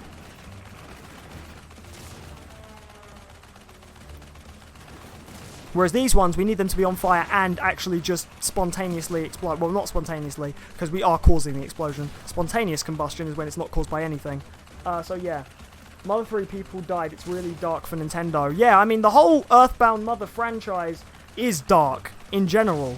But I think that's what Nintendo were going for, because this was around the time when, and they still kind of are treated like this, which definitely annoys me, because I know Nintendo have produced some pretty nitty-gritty games that aren't just kiddie and stuff like that, like everyone always says. Oh, I'm still missing a box.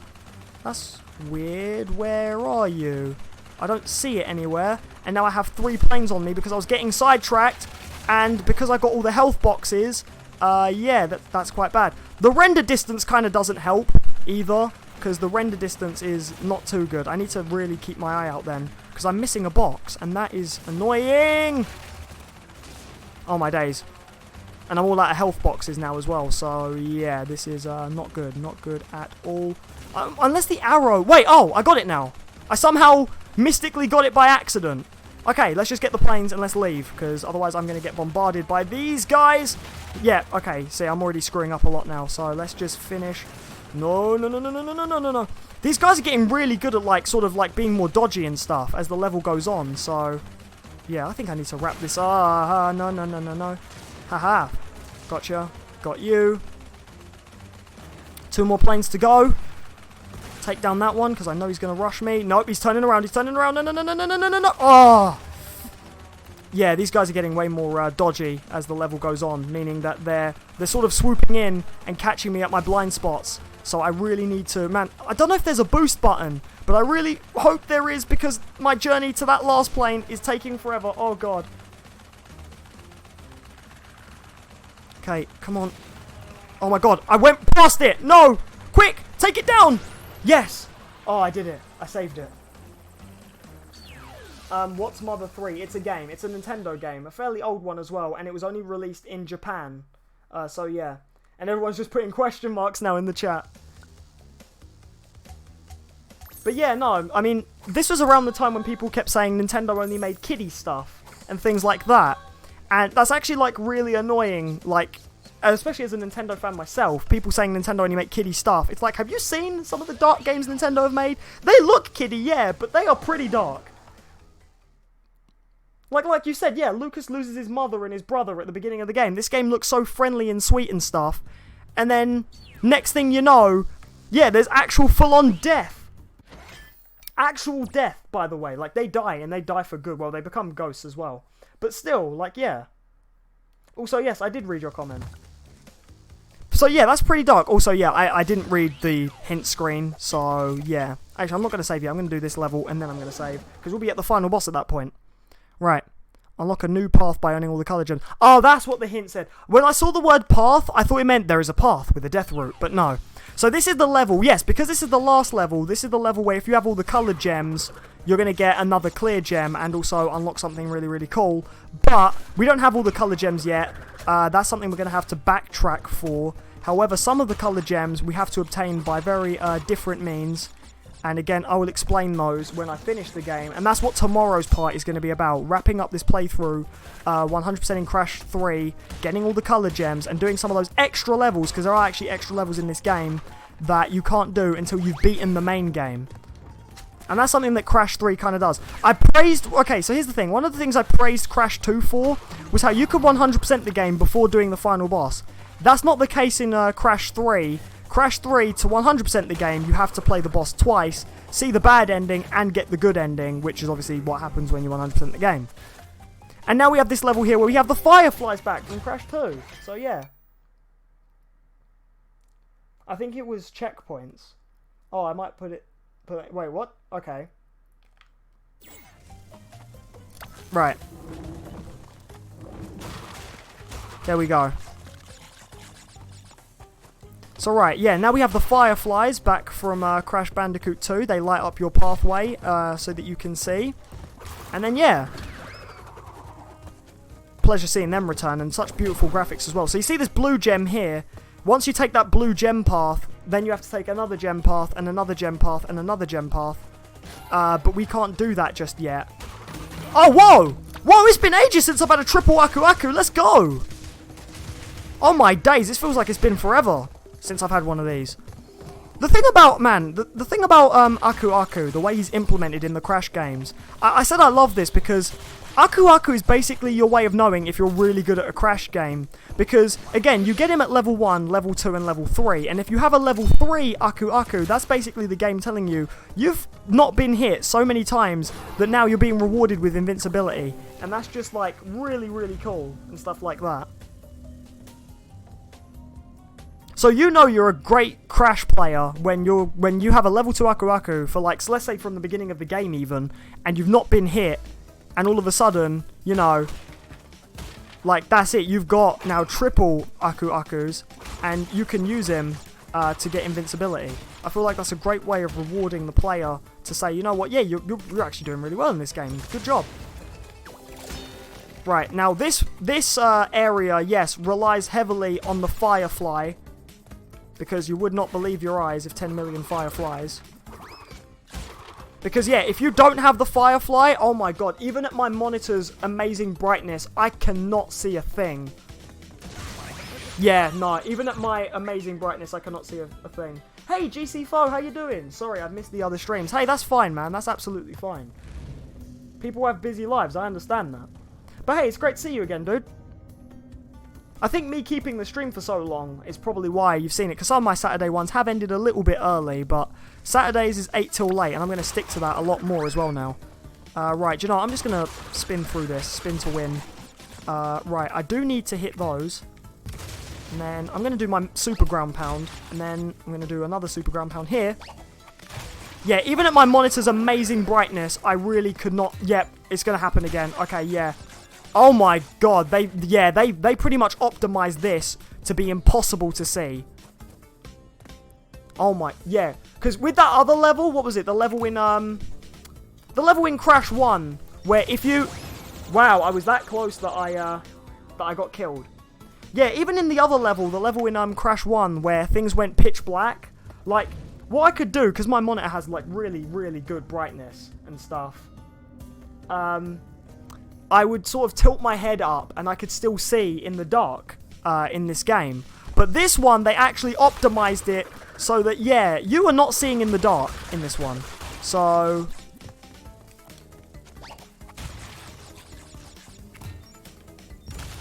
So it's either go fast or fail. Oh god, okay, actually I'm going to get back because I don't want to have what happened last time. Because yeah, oh my days, that is impossible to see. Actually wait, there's a little light. There's a little light. I think that's from, this thing. Okay, so they give you one at the end of the level when, well, no, not the end of the level, the end of the section when you don't even need it anymore. So like, what the heck?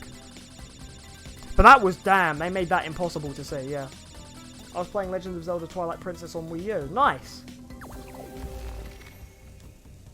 Monitor amazing brightness. GG, good for you, sorry. What? Spoilers, 1K special will be Super Mario 3D Land. Nice! Funnily enough, my wait, I don't know if you were referring to my 1,000 subscriber special. But funnily enough, my 1,000 subscriber special will be all the 3D Marios. So that will be Mario 64, Sunshine, Galaxy 1, Galaxy 2, 3D Land, 3D World, and then wrapping it up with Mario Odyssey. And who knows if another 3D Mario game comes out by then. But that game will definitely have to be added to the marathon. But yeah. Oh god, okay. Wait, is that a Nitro... detonator box? Oh, it is! There we go. And then there's our clear gem. And there we go. That is the last clear gem. Well, in terms of... Oh, you were referring to my special. Yeah, no, 1K isn't just going to be 3D Land. 1K is going to be all the 3D Marios. Right, so that is the last clear gem if you were just going for a neutral run of Crash Bandicoot 3. However, now we have to do the final boss, and then we can go after everything else. But that's what I'm going to do next time. But, yeah. Right. So, yeah, let's tackle Cortex, and then I'm going to end the stream off after we've beaten him. So, let's do this. I hope you can get at least one... Well, I know you mean at least, but yeah, 1K subs. Watch way below after the stream. See how creepy it is. Don't forget... Wow, okay. This is the part where I'm supposed to I've been working as a cleaner for 4 years now, and it's more than about time I moved up in the world. Yo, man, exactly. For definite, man. Yo, you gotta make progress, and just like, you know, a job's a job at the end of the day, and to be honest, I mean, we're not always gonna like it and stuff like that, but yeah, maybe pursuing a different career is a good move. Get into things that you're interested in as well, man. That's great. Do you own an N64? And although you said you sold your Wii U, yes, I did sell my Wii U, but I have a Wii U emulator for the Wii U games. And although I don't own an N64, I'm sure there's an emulator of that too, actually. So, you know, we'll be fine on that front. So, yeah. Right, so this final boss... Cortex with Aku Aku and Uka Uka fighting. Now, the thing about these two is Aku Aku and Uka Uka are basically the projectiles. Like, they are the reason why you want to dodge in this level. Cortex will still fire stuff at you, as always, but it's mainly these two. They cannot keep their brotherly rivalry under control. They're so mad at each other right now that they're firing lasers at each other with their faces. And so, while they fight, Crash and Cortex are going to fight. It's a true penultimate showdown. Bro versus bro, Bandicoot versus creator, because let's face it, Crash was basically created by Cortex. I almost jumped into the laser fire. And then Cortex is going to throw mines around and stuff like that. And so you want to watch out for that. When he's thrown enough mines, they will explode. And then his weak spot will be exposed.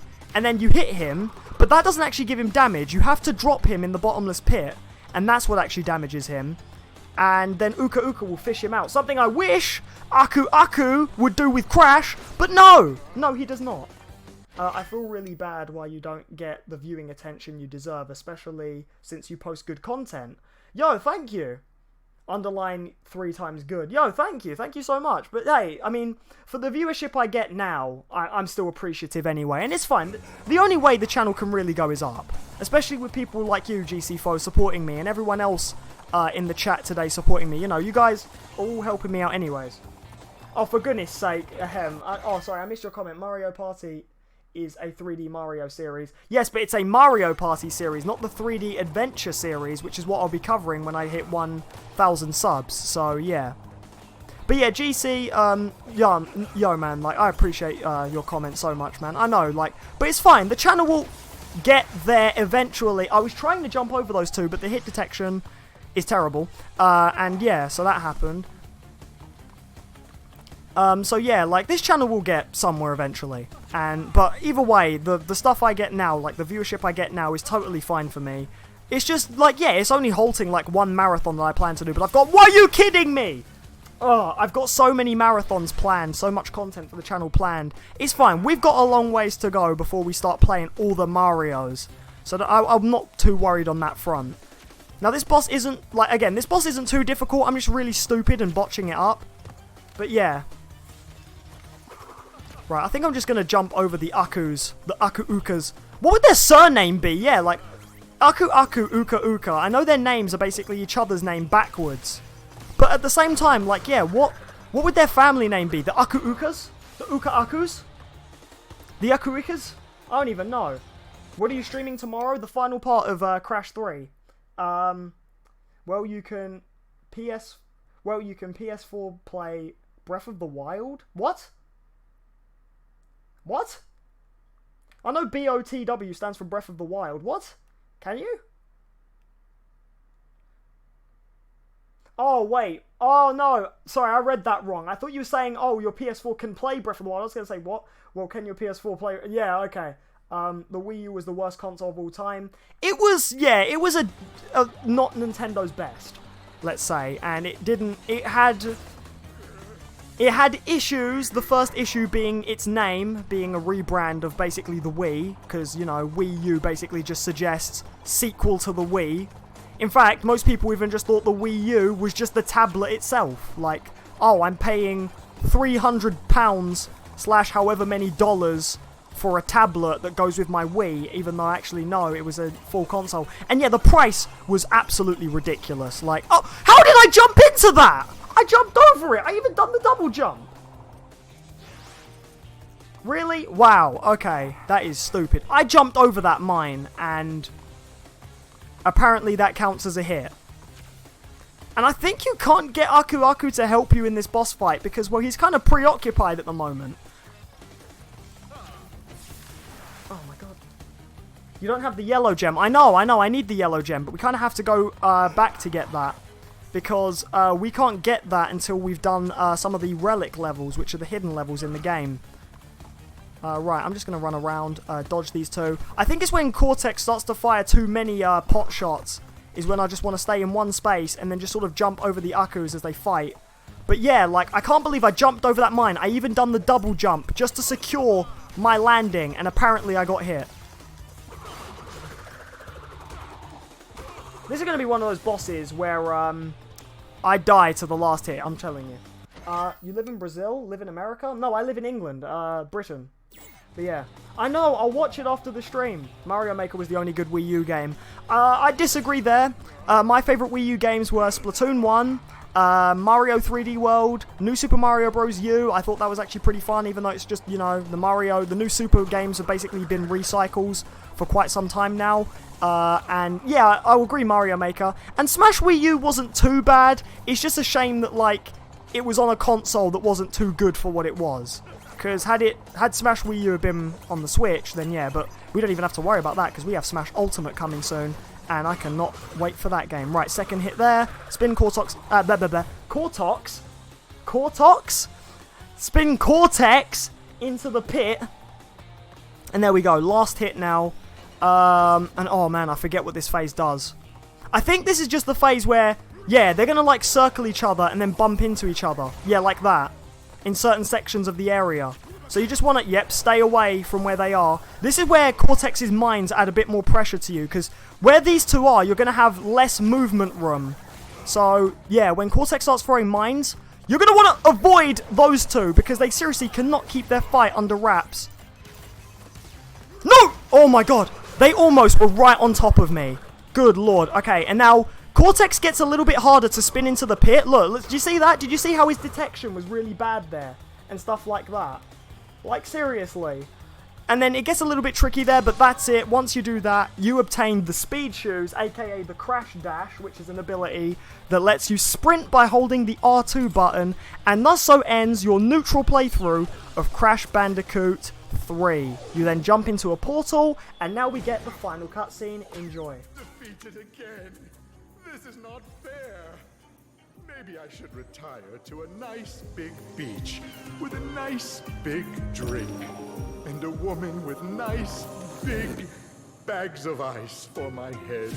It's not over, Bandicoot. There are still the gems. We still have a chance to triumph.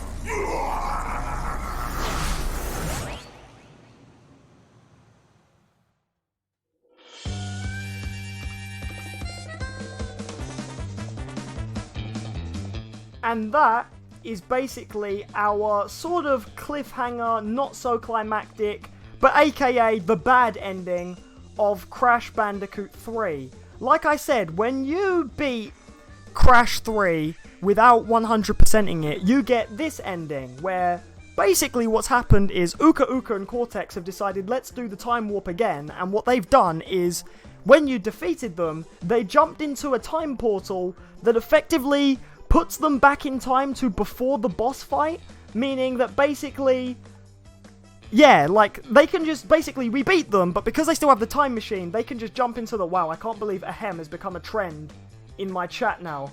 Jesus. Anyways, Peach, what are you ahemming me for? Oh, tee-hee-hee-hee, you're so cute. Okay. Well, thanks, Peach. I hope to save you one day in a future Mario game. But, yeah. So what's happened there is, because you've beaten Uka Uka and Cortex, but you haven't stopped their time machine with the gems, what they've gone and done is just jumped into a time portal that's basically made it so that they can just keep going back to before you beat them, and that is where the 100% ending of Crash 3 comes into play, because you need the 100% ending to figure out how to stop these guys, and that requires getting all the gems. Now, I am going to skip the credits because we're not truly finished with this playthrough. I am going to 100% Crash 3. I'm going to get all the clear gems.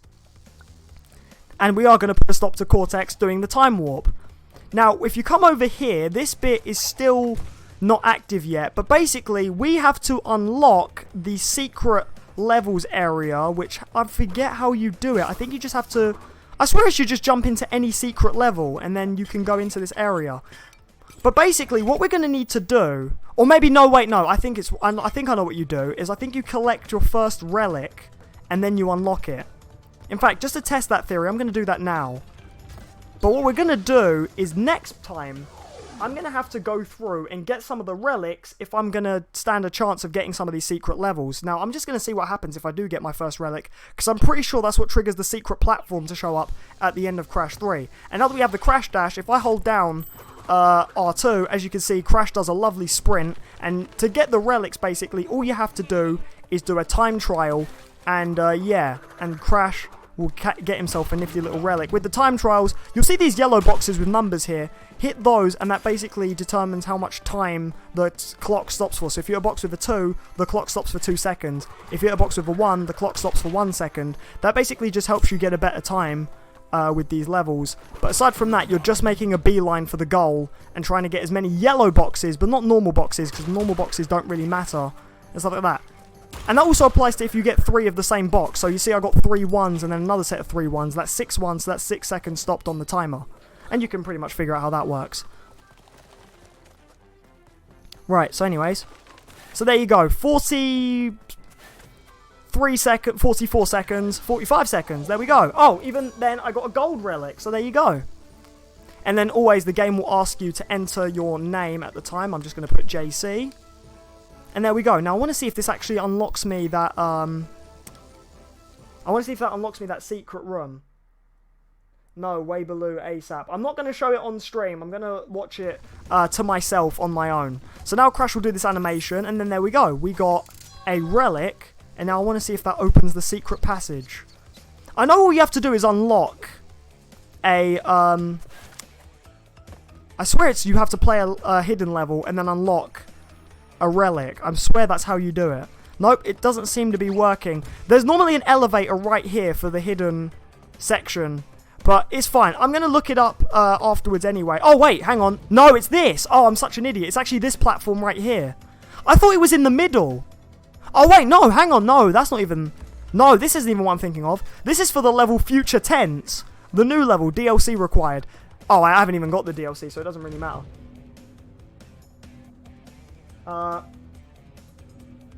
Watch Way Below and then Teletubbies. Oh. Yeah, I've seen Teletubbies, I just haven't seen Way Below. But anyways, yeah, before tomorrow's stream, I'm going to figure out how you unlock this secret passage here. But yes, we are not done with Crash 3. We have, well, first of all, if we save, or have I saved already? Let me see.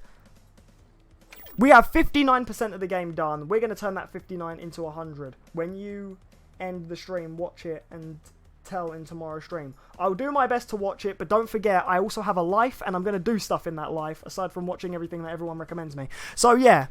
Right, anyways, I think that's a good place to wrap it up. We've pretty much done everything I wanted to achieve in this part. So, yes, join me tomorrow at 7:30 PM British Summer Time for the next part of Crash Bandicoot 3, where we're going to, hopefully, 100% the game. We're going to fight Cortex again and get that happy ending, not that inconclusive ending. But as always, yes, I just want to thank everyone who's been here today, everyone who's come out, all the new subscribers as listed by OBS, and they've got their mentions in the stream, but just in case, I'll read some of them. Epic Gaming Boy, Snuggly Bean, Princess Peach, Random Boy with the resub, and also, wasn't there someone else new as well, who they weren't on the thing, but they were here. Where are they? Do you know, I can't find them, but either way, you know who you are if you subscribed, and a massive thank you to you. And as always, don't forget to look in the description for links to all my socials, Discord, you know, Twitter, Instagram, Facebook, all that stuff. Just all different stuff that you can use to find me. And by the way, just had to end it there. I feel like that's going to be a new trend now.